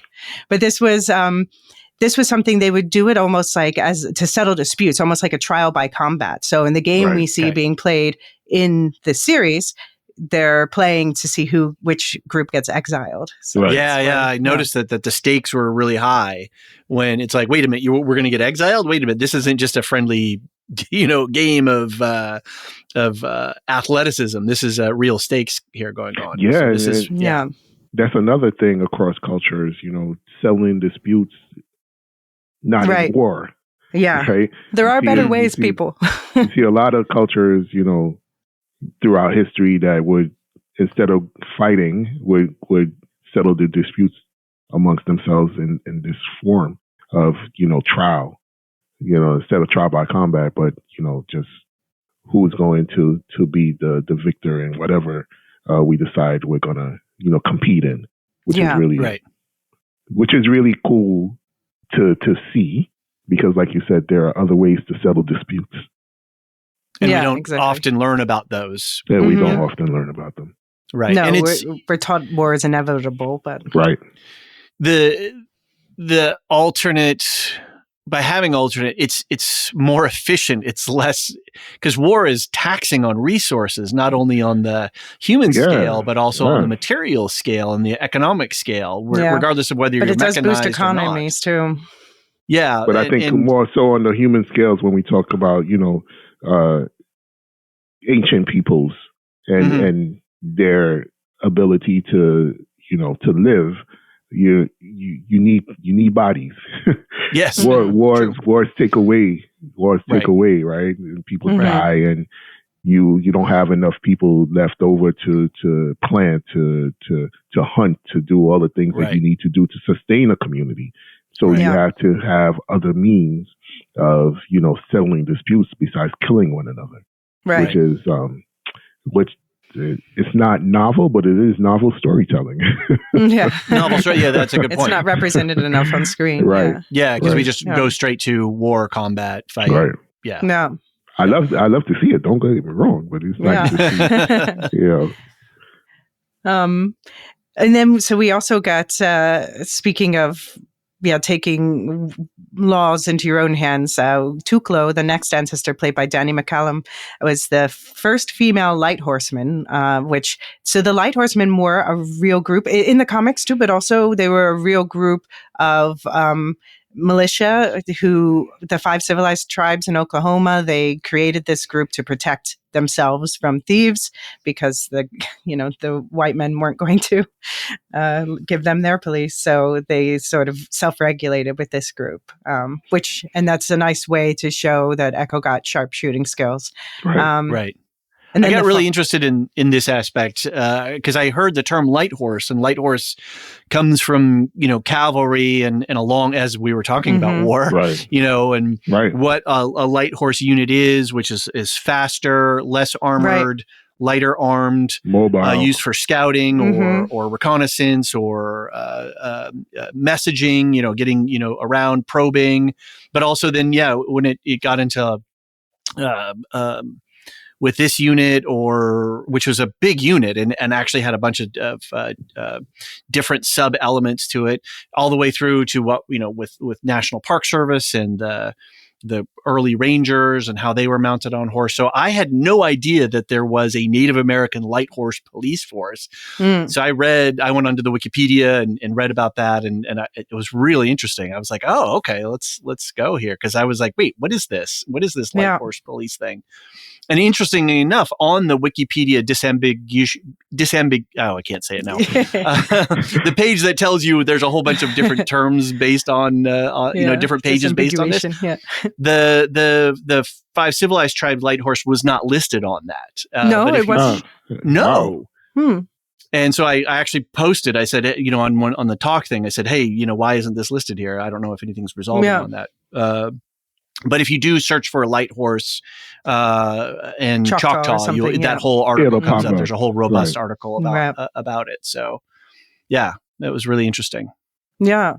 Same thing with like Bass Reeves and, Black Marshals or, Buffalo Soldiers or the early Park Rangers or, Tuskegee Airmen and other African-American units or Native American code talkers. Like there's a whole world of history that, this show, like, when a show like this unearths a little nugget like that, it's like, oh yeah, okay, cool.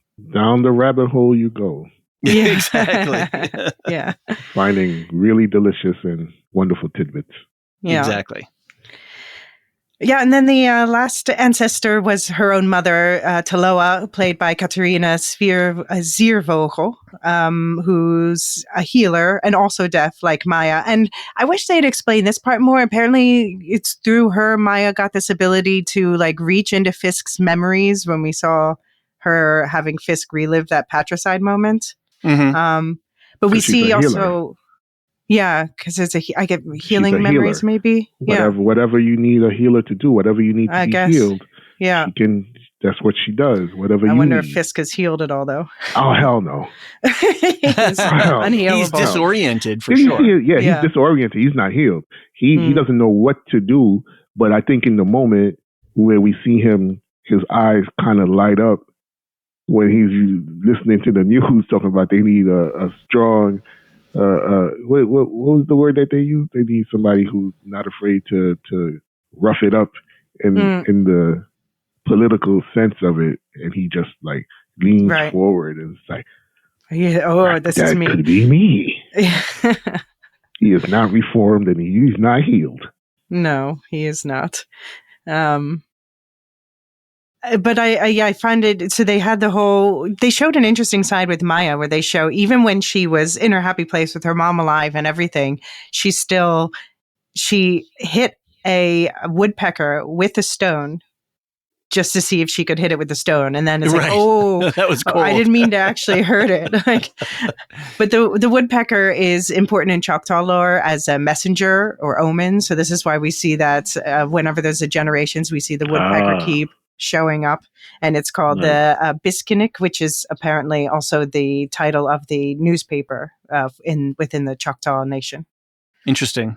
I was just trying to I couldn't find which exact species of woodpecker that is. It's definitely not a pileated, because a pileated has a much bigger crown. Oh, they do actually. If you look up Biskinic, it'll tell you exactly which it is. I'm not an ornithologist. I don't really know that much about birds, but I've seen it is a specific type. Yeah. Okay. Yeah, for sure. And they did on the CGI. They did do a pretty reasonable job. It didn't take me out. It still had a little bit uncanny valley. But one thing I did appreciate is at one point, I think in some of the final shots where the woodpecker is flying up and away, or maybe it was in that flashback, I can't remember. They actually mimicked the flight correctly because the woodpeckers will flap a little bit and get an arc, and then they'll glide down a little bit and then get an arc again and then down again. And I appreciated that the animators actually studied woodpecker physiology and flight patterns. So good job, guys. That's what we're here for. They better. That's right. We're the Lorehounds. We dig into this stuff. That's what we're here for. It was also cool that they showed, so they had this spiral glowing things on the palms. Now, originally, the rumors were that they were going to have face tattoos, and they decided against that for whatever reason. But the glowing spiral on the palms, if you notice, it goes counterclockwise, which powwows tend to, when you saw Maya do that at the end when they start to walk around the powwow circle. This is like a typical thing, happens at every powwow, and that walk goes counterclockwise. On the Choctaw website, they say that the reason for it going counterclockwise is because the creator, you see so much of what the creator has created goes in a clockwise motion. So the Choctaw say they go counterclockwise to show that they are imperfect and human and humble. Oh, wow. Interesting. What did you guys think about Chula and Bonnie getting the powers at the end? I wasn't a fan. You weren't a fan? No. Okay. I wasn't a fan. I'm not a fan of sharing powers. I'm not a sharing powers kind of person. That's what it is. You missed it's a family. Yeah. It's a family. It's nothing against the characters. I'm just not a fan of the power sharing. I'm not sure what to make it in terms of the overall story and where the story makes sense though. In the overall story. Certainly for the grandmother, but then I just kind of was like, okay, well, the ancestors could reach down and pluck anyone they wanted is kind of the way I figured. And given that, it seems like it's all women in their line. Okay, I don't think it's anyone. Okay. I think it's her specifically. Her line. And you think she somehow activated their powers? That's her mutant power. You think she can activate the other women? That's her mutant ability. Yeah. She was able to push her power out to encompass them. Interesting. That's her mutant ability. Let's go. All right. I'm running with that. I thought it made sense for the other women in her family to have powers, and I thought that for me it made sense that Chula would be able to use them. Like, she's clearly a woman who she knows a bit about this. She was the one who told Echo, like, I think this is what's happening to you. But I think Bonnie should not have been able to immediately kick ass. Like, she might have gotten the powers, but then be like, oh, what do I do with this? Because she's not taken aback. She's not a brawler. But I don't think I don't think it's her. It's the power. Like, she's not. Through you. It's not. She's not the person. Right. Whatever she's doing, she's doing it unconsciously. Yeah. Mm-hmm. It's the power of that person that is working through her. So it's like a puppet on a puppeteer string. Okay. So it's not that she has to get used to it. It's that she's being manipulated into doing these things. So that's how I read it. I didn't read it like, but she seemed to enjoy the manipulation. She's like, absolutely. Look at that. She's kicking ass. Kicked ass, definitely. I'm not mad at it. She kicked ass. Well, and I think that's where the story suffered a little bit here. You could really feel the compression of that final fight scene in the shortened final episode, where we didn't get a fuller examination or they didn't precede. They didn't give us some clues, breadcrumbs along the way to sort of prepare us for when that happened. It just sort of happened, right? And we're like, huh, okay, So. But can we please get Echo's family and can we get Ms. Marvel's family to hang out? I just want to see the banter. That would be interesting. That would be some fun. Cool. The stories they would tell each other. Yeah. All right, so that's pretty much what we got for the outline for the show. Thank you, Elysia, again for structuring and organizing us and all that information. Yeah, I'm really hopeful for the season overall for future seasons. So let's take a quick break, and then when we get back, let's talk a little bit about what's up next for Marvel, and then we've got a couple of emails, so we've got a little bit of feedback. So stay tuned. Cool.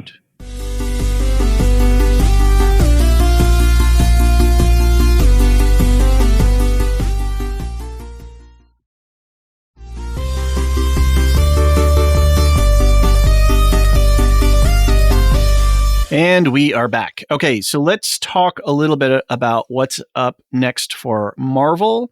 And then we've got 2 emails, one from Jordan and one from Marilyn. You've got a big list of stuff here, Elysia. What do we need to know about Marvel's scheduling? It's not the schedule of previous years. We definitely are feeling the strike and the reorientation at Disney for production and expectations for production. Yeah, so we have some dates when things are supposed to come out, but let's see. As always. So Daredevil is currently in, the starting back over refilming phase. So that's probably, we might see Fisk again next there, and that's now expected in 2025, and hopefully get to find out there what he means by the other surviving heads of families. But also Spider-Man 4, which I'm assuming is going to come out after that. We know that Daredevil's going to appear in that. Maybe Mayor Fisk will appear in that too. It seems like they might be bringing in some other characters like Ant-Man, so that might be a big crossover film. Hopefully Echo is going to show up in one of these stories. I would love to see, at one point in the comic, she takes on the Phoenix Force. So I would love to see that story, just a new take on the Phoenix Force. It's not, the same Jean Grey story over and over. And then, this year, though, we have Deadpool 3 coming out supposedly July 26th. Agatha, Darkhold Diaries, or whatever we're calling it now, Agatha All Along, in fall of 2024. Maybe there's this Witches Road special presentation. I don't know if that's being folded in or if they're still having that be like a separate thing. The show tracker that we have as our Patreon benefit, where we sort of map out all the shows in a given year. I just have it as Agatha question mark. Yeah, They're just changed it so many times, and then I don't want to be wrong. It's going to be just Agatha. Yeah, exactly. Fine, that would be fine. Yeah. Anyway. And then, also in 2024, some animated stuff is supposed to come out, like X-Men 97, You're in a Friendly Neighborhood Spider-Man, which is the new animated series that was originally going to be called Spider-Man Freshman and Sophomore Year, and the freshly announced Eyes of Wakanda series. And then the rest is basically Sony's pulling the rest of the weight for this year. We've got Madam Web in February, Kraven the Hunter in August, Venom 3 in November, and eventually, probably next year, the Spider-Man Beyond the Spider-Verse. Jean, what's your hype level for the Sony stuff? I really want to see Madam Web. Mm-hmm. I really want to see Kraven. Mm-hmm. I want to see Venom. And, okay. And Spider-Verse goes without. Without saying. We don't gotta even say anything about that. Yeah. But I want to see Madam Web. I want to see how they do this character, because she's a super important character in the Spider-Man universe. What they do with her, how it's changed or how it remains the same. The villain, I don't know if they're doing the Inheritor. There's a lot of questions that I have that, if we get to talk about it, then, it'll all make sense. But there are a lot of really good Spider-Man stories that spin out of that could spin out of a Madam Web movie. So let's see what they do with it. Yeah. And I think, are we going to cover that for sure? Do I'm going to watch it. I'm going to be watching it. Yeah, I would definitely watch it. I would love to talk about it. Yeah. Yeah. Well, let's maybe do a single pod on that where we could do a little pre-cap, take a break, and then do a spoiler spoiler review. That sounds like in one episode. Okay. Sounds Yeah. good. I don't know. You're going to still have to work on me on Craven. We'll have to see some more trailers or something. I mean, get it. I want to see it because, like, you know, I'm in for a penny, in for a pound. I'm going to watch Sure. all Yeah, of these. basically. But for me, Basically. that one's I'm more excited about Venom 3 than, because Venom 2 wasn't a great movie, but it was fun. The Venom movies are fun. They are. I haven't seen They any are. Venom. They are. They're fun. And I'm waiting. They keep teasing the Venom Spider-Man crossover, and I'm waiting for that. I think that's why I'm kind of like out on Venom because you know the character, the symbiote character is so much part of Spider-Man lore and history that not to have that be really incorporated into a proper Spider-Man movie is what's keeping me from being super excited about the Venom movie. Yeah. Like I understand what they're doing, but because Venom is its own character right now in the Marvel comic books. They're, you know, the Spider-Man crossovers are just that. They're crossovers. It has, you know, but starting off in a cinematic universe, I would have much rather have been a Spider-Man centric story than a Venom story, if that makes sense. Yeah. What do you want to see Venom Fisk? No. No? No. Why not? No. Just no. Just no. I'm curious. Too funny. Yeah. What's our future looking like? Yeah, so then in 2025, we have currently slated Captain America is supposed to come out in February, Fantastic Four in May, Thunderbolts in July, Blade in November. We'll see if any of this happens. And then the only other ones... better bring Blade. They gotta the only stop other messing ones around given with dates are the two Avengers movies, The Kang Dynasty or whatever it's going to be called now. Whatever it is now, right. And Secret Wars in 27. And then we have all these other ones on the docket where it just could be dropped by surprise anytime. We never know. We've got we've got obviously another Spider-Man trilogy coming. We've got Shang-Chi 2. We've got Armor Wars, Ironheart. I'm actually really excited for Ironheart, especially because there's going to be some of the Mephisto magical side of things. Allegedly. I won't. Yeah. I mean, it could be now and then change tomorrow. We're keeping fingers crossed here. Yeah. And then, Wonder Man, Marvel Zombies we keep talking about, and Vision Quest I'm also really excited for because I'm hoping that will be West Coast Avengers foundational moments along with Wonder Man. Yeah, with Wonder Man, definitely. Yeah. So lots of things coming. We don't know when or in what form, so this year we're going to take a little breather and we can maybe catch up to our... That's what Iger said, right? Yeah. Less is more. We can... Yeah, it really... Please, give us... I would rather have quality than quantity for sure. Right. For sure. And we have Sony, and we have I'm really looking forward to the Spider Art. We've got to do a Spider-Verse recap, so hope we'll have some time to be able to catch up with that and actually break down the film in greater detail. Because I know we all really enjoyed it, and there was just so much visually going on screen that it was hard to from seeing it in a theater versus being able to pause a frame and look at stuff. Yeah, and they keep changing also. Like so they keep morphing and putting new Easter eggs and replacing shots in different versions so that they're slightly different. Yeah. You can find comparison videos online. It's crazy. Very good. Yeah. The YouTubers must be going crazy for that. Awesome. Okay. Well, let's jump into a couple of quick feedback emails. First up is Jordan M. And just to say, you could, for the MCU shows, because of the way that we work it, anytime that we get any feedback or voicemails, we will always roll them forward into the next podcast. So don't ever hesitate to send us in some feedback, or if you've got questions, comments, what have you.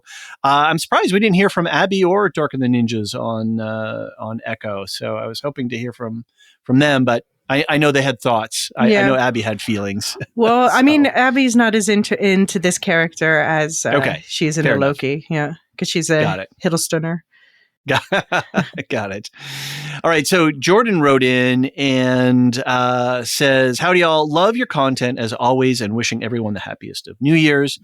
If you permit me a small soapbox moment, something in your last coverage struck a small chord."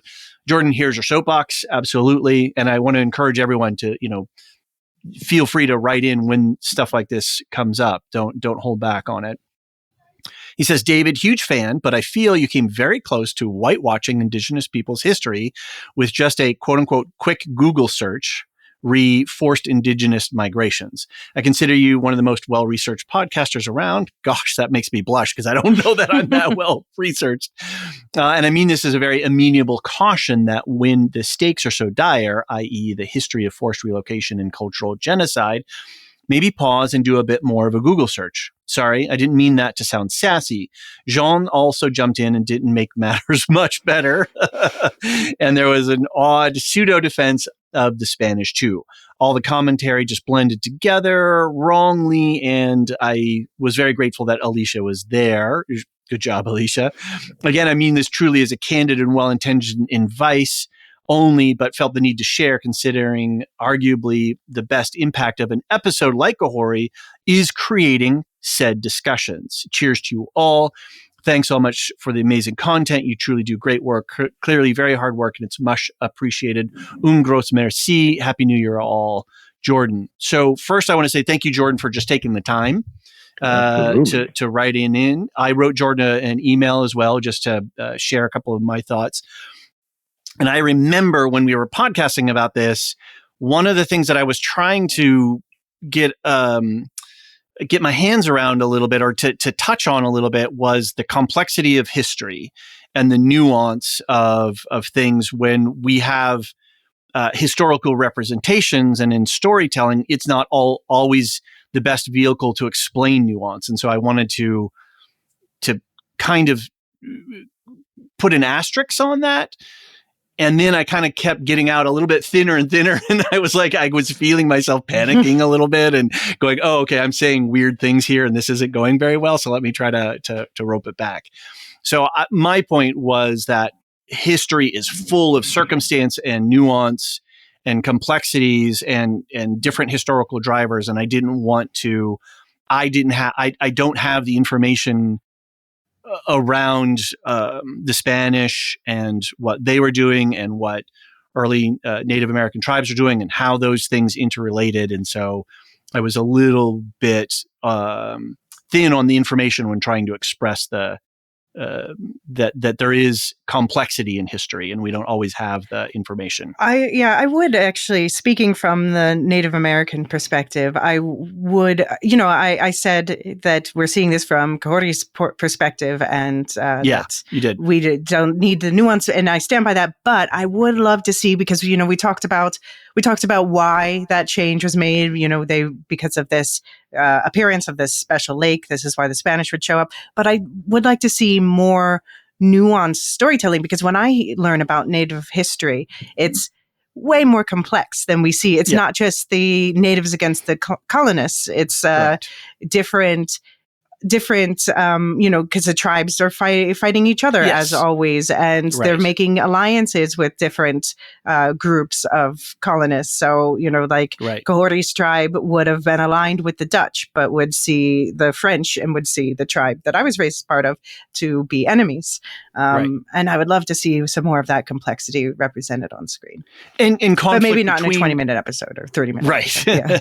And complexity between human groups, no matter where and in what time of history, there's always a lot more going on there in terms of how humanity has treated itself and how we identify tribally or nationally, regardless of physical, differences in how we appear. There's a lot of complexity in human conflict. Yeah. And I think one thing I really appreciate about the episode that maybe didn't come across, and that was about that first part about them, the fact that the Mohawk were originally Eastern Seaboard and not really, and they were moved to the Great Lakes, is that the episode, when I was reading the background about it, one thing they found really important is that they wanted to make it pre-colonial. So these are the we first encounter the Mohawk in their most indigenous state as they were before things were changed. But it is also, it's tough. Like I have this same thing with Potawatomi history, is that history was oral before the Europeans came. And so much of the history is influenced by Europeans being the first ones to write it down. That's right. And that does add another layer of complication where, you've got anthropological evidence, but then you can also see, like I see in the Potawatomi language, that you can tell that there are French influences on the language that obviously weren't there before that, but we don't know what the language is like before that. Right. John, any thoughts? Yeah, I think I chose not to talk about those things. My gripe with the episode was strictly because they used Spanish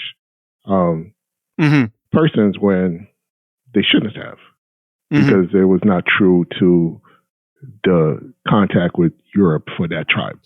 Right. But I chose not to speak about those things that are obvious, because I don't think the show was talking about that at this point. Right. For me, I didn't feel that I had to. How can I say it? The history that we talk about when we're talking about Native American culture, when we're talking about African culture in the diaspora, in this part of the world, right? It's fraught and really, really. Yes. It's complex, yeah. And complex, that's the word I'm looking for. I don't think this episode of What If was, for me, the place to bring that out of. To talk about those things, because the episode itself was talking about not European influences on Native American culture, right? This show to me was very much centered around Native American culture. Right. This particular tribe's culture. Right. Separate from... And this inciting incident. This thing and how they reacted to it. Right. Not how they reacted to, invasion, not how they reacted to being relocated to different parts of the country, of the hemisphere, not how they were enslaved, not how they were made to be othered, not how they were made to be non-human, right? We can talk about the genocide and the war and the taking away of the children and wiping the existence of their culture. Right. I don't shy away from talking about those things. No, that's my great-grandfather's story. Exactly what you just said. Don't shy away from those things. But I don't think this story was telling that story. Right. I think this story was telling, this is how this group of Native Americans, this tribe, faced this first contact. Right. Which is a different first contact because of the lake. Exactly. Yeah. So for me, I didn't feel this was the place to have that discussion for this episode. Right. That's all I'll say. Yeah. Cool. But it's a good Jordan, point to make, because we should have those conversations. Yeah. Yeah. Right. We should have those conversations, and we should be telling those stories, and we should have these reactions to wanting to hear those stories. So the email, the comment is on point, because I want people to say, hey, why aren't you talking about these things? Right. Yeah. So, and to give each other the space and the grace, sometimes if we're inartful or if we're unaware of something and we stray into an area. And that's what I really appreciate about Jordan's email, is that they said to me, hey, this was a little funky. Just wanted to flag that for you. And it's like, yeah, that's true. I was feeling personally like, I'm starting to talk about stuff that I don't know that I should be talking about, because I don't have the information to have a informed opinion. And I got a little muddled up in there. And so I appreciate the grace then to say, okay, hey, let's have a little bit more of a discussion, and a little bit more understanding. We check ourselves all the time. right, amongst ourselves, right? We, David and I have had conversations where we off the pod and then in real life that we check ourselves. You know what I'm saying? Like, and that's part of the beauty of doing this pod is that we get other people to actually listen to what we're saying, and they hear something, and it's like, wait a minute, I gotta do a quick G check on these guys real quick. That's right. Make sure that they understand what's coming across. Yeah. Right. So for when we do talk about the things that Jordan is bringing up, we talk about them in their proper context with the gravity that it needs to be discussed in. Yeah. And to take the time to articulate in an email what can be very easily lost in nuance and conversation. Yeah. And I appreciated the way Jordan made sure that their email was flagging something but not challenging or being rude or in a way that was non-nuanced. No. There was a really nice use of language to communicate something to somebody that we haven't met in person. To look at each other in the eye. Yeah. So we should be able to talk about these things. Exactly. And that's what we have always wanted within the Lorehounds community, is to have a robust and vibrant discourse. Yeah. And to be able to... Even when we might disagree. 100%. Especially. Especially when we disagree. Yeah. So un gros merci à toi aussi, Jordan. Merci. All right, next up is À la prochaine fois. Yeah. Marilyn says, nice episode all on the what ifs before listening. I really didn't have much interest at all, but now I might actually go take in a couple of the episodes. So well done, you folks. That's what we try to do with this podcast, right? Is to deconstruct. Yeah. Another thing that we're trying to do is make it so you have context and tools so that you can dip in and out as you want. Marilyn continues, I have 2 bits of lore for you regarding Hell's color. Is it Hela? Is that what she No, well, Hel is we spell it with 2 L's in English, but in Norse mythology, it's spelled with 1 L. Oh, okay. Interesting. And that's where Hela was banished in the MCU and in actual Norse myth. There you go. Regarding Hell's color, in the original mythology, she is the daughter of Loki and was half white and half black. Interesting that they're switching it from all one to the other. Any thoughts or observations on this? This is outside of my... Yeah, well, because in the show, she started with, she's dressed in all black in the MCU. And then at the end of that episode, she was like the light bringer in all white. Yeah, nice. And Hel is her actual Norse name. Hela is her name and Hel is the place. Yeah. No. Norse, she's Hel. Oh, okay, She encompasses what Hel is. Right. So she's actually Hel. So yeah. Nice. Good. Okay. She continues, and a fun fact, I heard you say something about King James and having an aversion to the alternate humans. Yeah, that's from the source material in the Neil Gaiman comics in the 1602. All right. Yeah. And calling them witches. Historically, James the Sixth and I had an absolute phobia about witches and was supposedly responsible for making the committee to translate the word poisoner in the King James Bible they were working on to witch, resulting in the infamous passage, thou shalt not suffer a witch to live.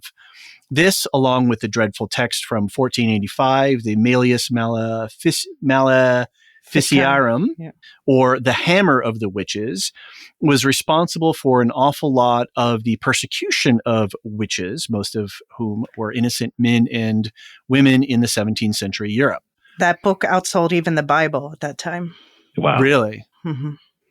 So, and this goes interesting, another call over to which you were talking about, Elysia, when we take oral history from another community and then run it through a written language, be it French, English, whatever. When we take ancient history and then say, oh, hey, this is the word of God. By the way, we did a big edit on this and we had a big old committee and we, this is our divinely inspired reinterpretation of it. It's going to shift, right? And we're going to get word translations like this, and that's going to echo down history, right? Mm-hmm. So it went from poisoner to witch, and then suddenly, there's a whole thing there, which we're kind of talking about in our Earthsea coverage. So Marilyn, John, and I have been talking about the Earthsea books by Ursula K. Le Guin, and one of the things that her later books get into is women's magic versus men's magic, and sorcery versus village healing magic, and what and where and why fors. And there's a whole bunch of interesting information there in how that kind of quote unquote magic or knowledge or traditional, this relegated into this world of healing and herbalism, why it just becomes a woman's things, and why we just naturally assume that it's women, when again, history is a little bit more complex and nuanced in that regard.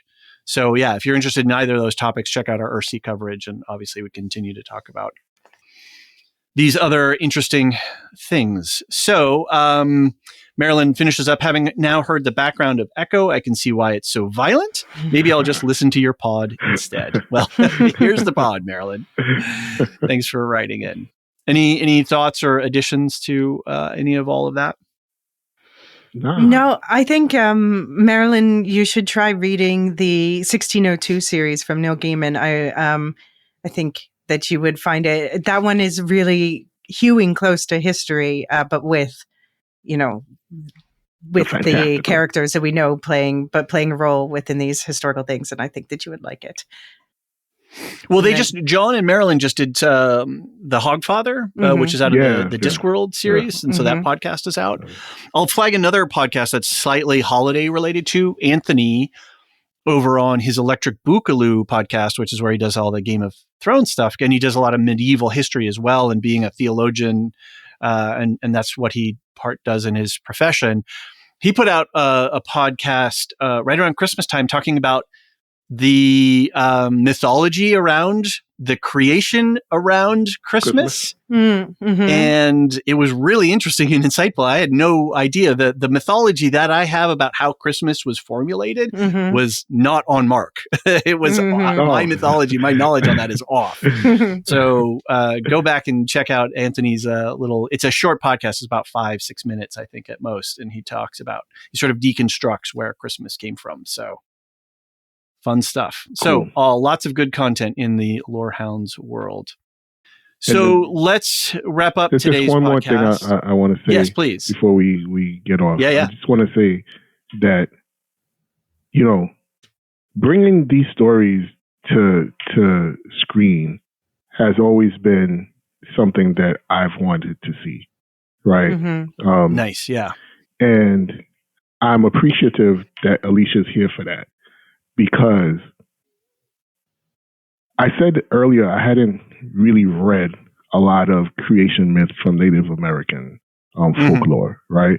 Religion and ancestry and things of that nature, because of the very fact that I don't know when I was in school, whether it was grade school, high school, college, and in my adult life, what's truly Native American and where the European interpretation starts. Right. And it's difficult to sort through that information, even when you come from inside the tribe. Yeah.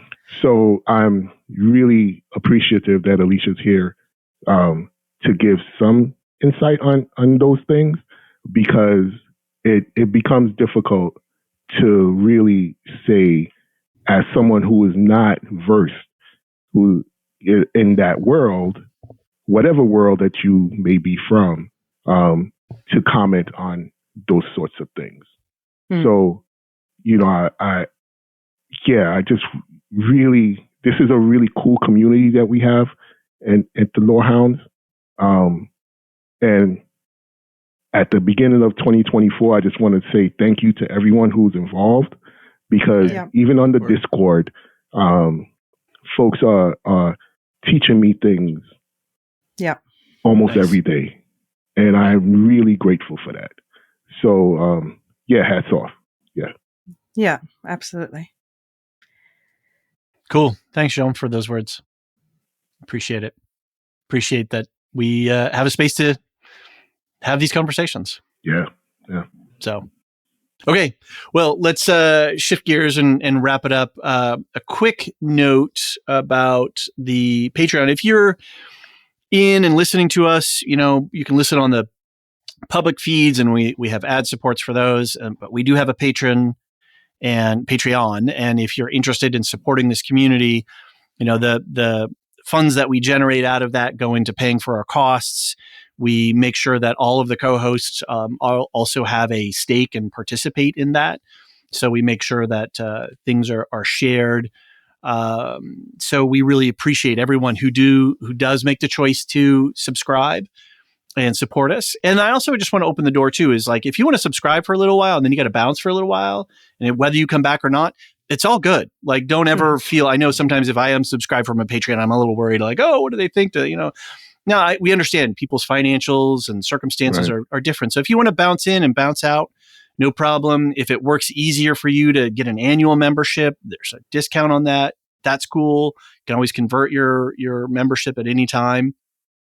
So, just feel at ease, because we've gotten a couple of messages from folks saying, oh, thank you, I've been meaning to, or I'm sorry I haven't. Never feel sorry that you haven't. I mean, just by listening is a big enough support. But if you do make that decision, we really do appreciate it, and it means a lot. I just want to flag a couple of things. We're coming up on True Detective, and one of the things that I'm doing for True Detective as a Patreon benefit is I'm doing a sort of an online journal. If you saw season 1, Rust Cole had this big journal that he walked around with, documenting all of this stuff.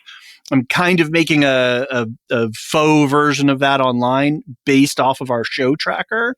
So I'm going to be putting screenshots and clues and some character guides. So for anyone who has a subscriber and you're going to dig into that show a little bit more, check that out as an exclusive benefit. That goes along with our show tracker, which is that big, thing I was talking about before, where we're tracking shows across platforms and across the year. We've got a couple of different ways you can see that, as a list or as sort of a Gantt chart calendar thing that plays out. So I have a lot of fun keeping that stuff up to date. So that is all there as bonus benefits. We've mentioned the Discord several times. Discord's open to everyone. There are a couple of Patreon only channels. So if you're a subscriber, there's a couple of places where we have for folks to especially talk about our Second Breakfast podcast, for that as one of our benefits.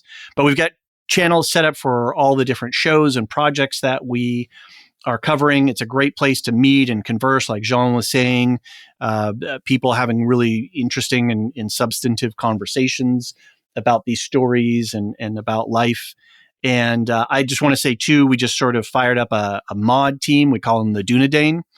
And Adrian, Aaron K, and Brian 8633, with some help from Josh the Black, have all jumped up. So thank you guys for helping out. Our community is only as good as our mod team. And so I'm just really grateful to have their support, because the Discord's gotten a little bit big enough now that John and I can keep our hands and our eyes open for everything there.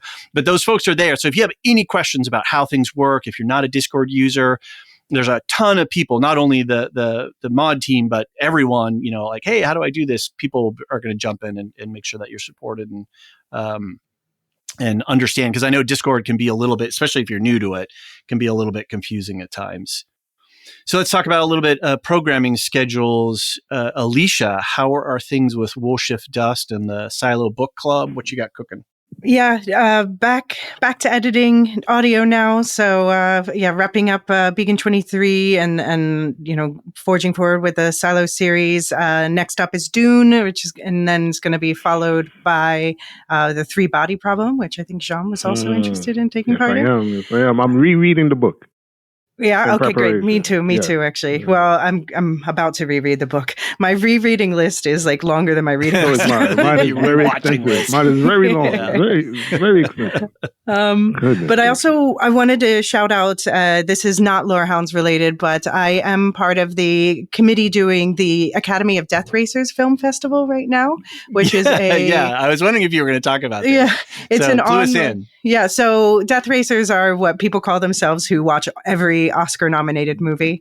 But Nice. Then you can also get crazier than that, like, where you're watching just basically all of the nominated movies within a year, which I find an incredible experience because, for instance, it's the only time of year I really catch up on documentaries, and I learn so much, and all these international films I would have never have come to my attention otherwise. Very cool.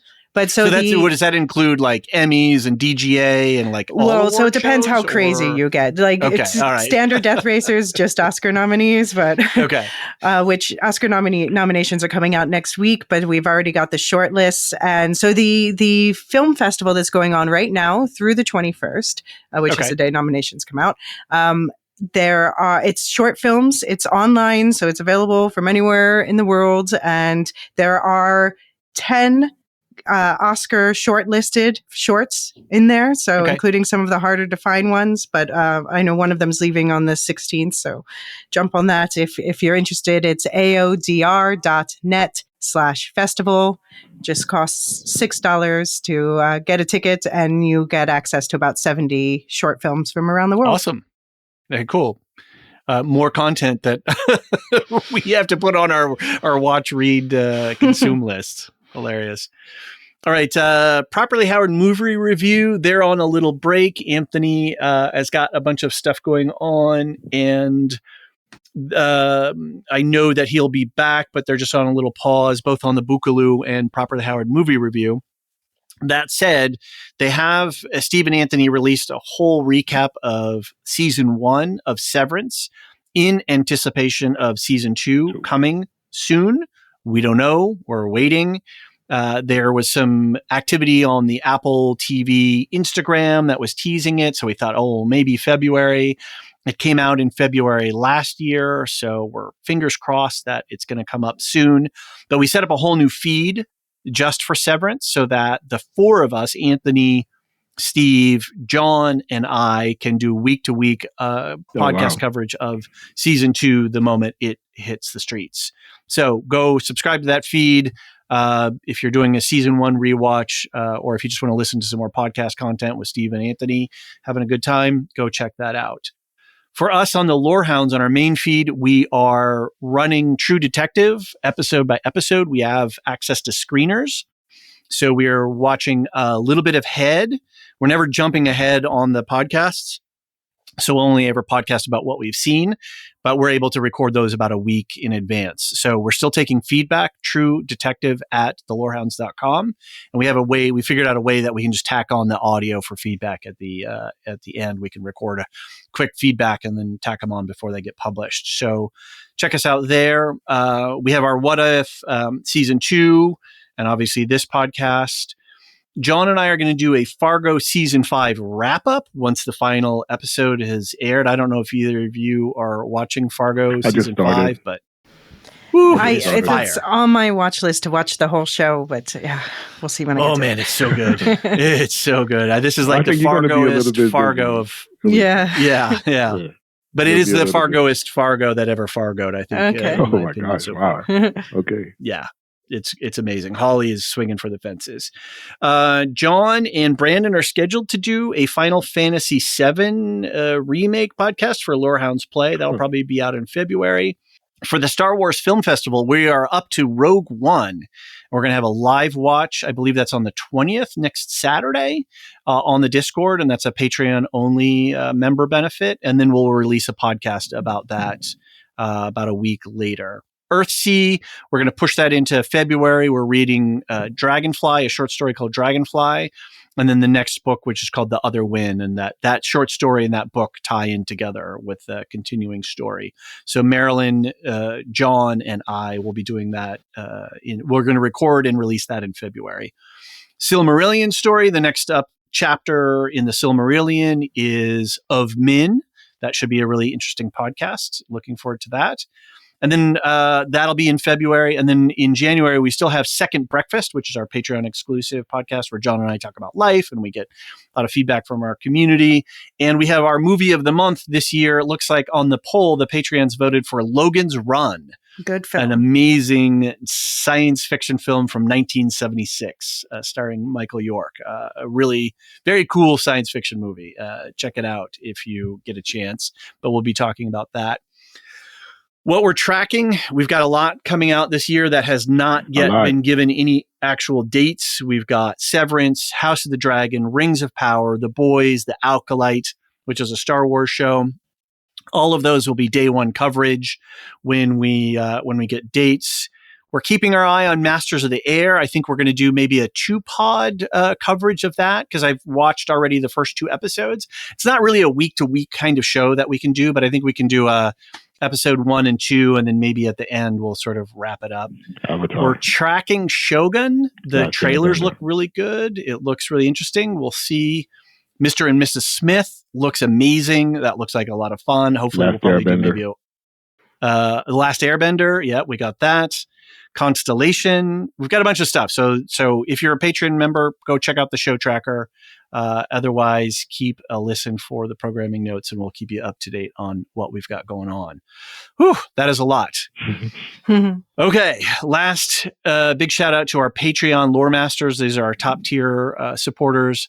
Samartian, Mark H, Michael G, Michelle E, David W, Brian P, Nick W, SC, Peter OH, Bettina W, Adam S, Nancy M, Duve 71, Brian 8063, Frederick H, Sarah L, Gareth C, Eric F, Matthew M, Sarah M, DJ Miwa, Andra B, Kwang Yu, Deadeye, Jedi Bob, Nathan T, Alex V, Aaron T, Sub-Zero, Aaron K, Daily V21, and last but never least, Adrian, who is also one of our mods, and so is Aaron K. Thank you all so much. With Brian 8063, all of our mod team, our new Discord mod team, are all lore masters. So my goodness, we're gonna have to send you some merch when we get around to getting some merch someday. Anyway, I feel like I've been going on here for a little bit, so let's wrap this up. John, Elysia, great to see you guys as always. What's next for our next Marvel podcast? I guess Madam Web. Yeah, it looks like Madam Web next month. And we still haven't heard from you guys what you got cooking, but hopefully that'll be. We keep teasing it, but it's a lot of work to do a podcast. It takes something to lift a podcast off the ground. So anyway, thank you again both so very much. I appreciate it. We'll see you on the next pod. Thank you. Ciao. The Lorehounds podcast is produced and published by the Lorehounds. You can send questions and feedback and voicemails at thelorehounds.com/contact. Get early and ad-free access to all Lorehounds podcasts at patreon.com/thelorehounds. Any opinions stated are ours personally and do not reflect the opinion of or belong to any employers or other entities.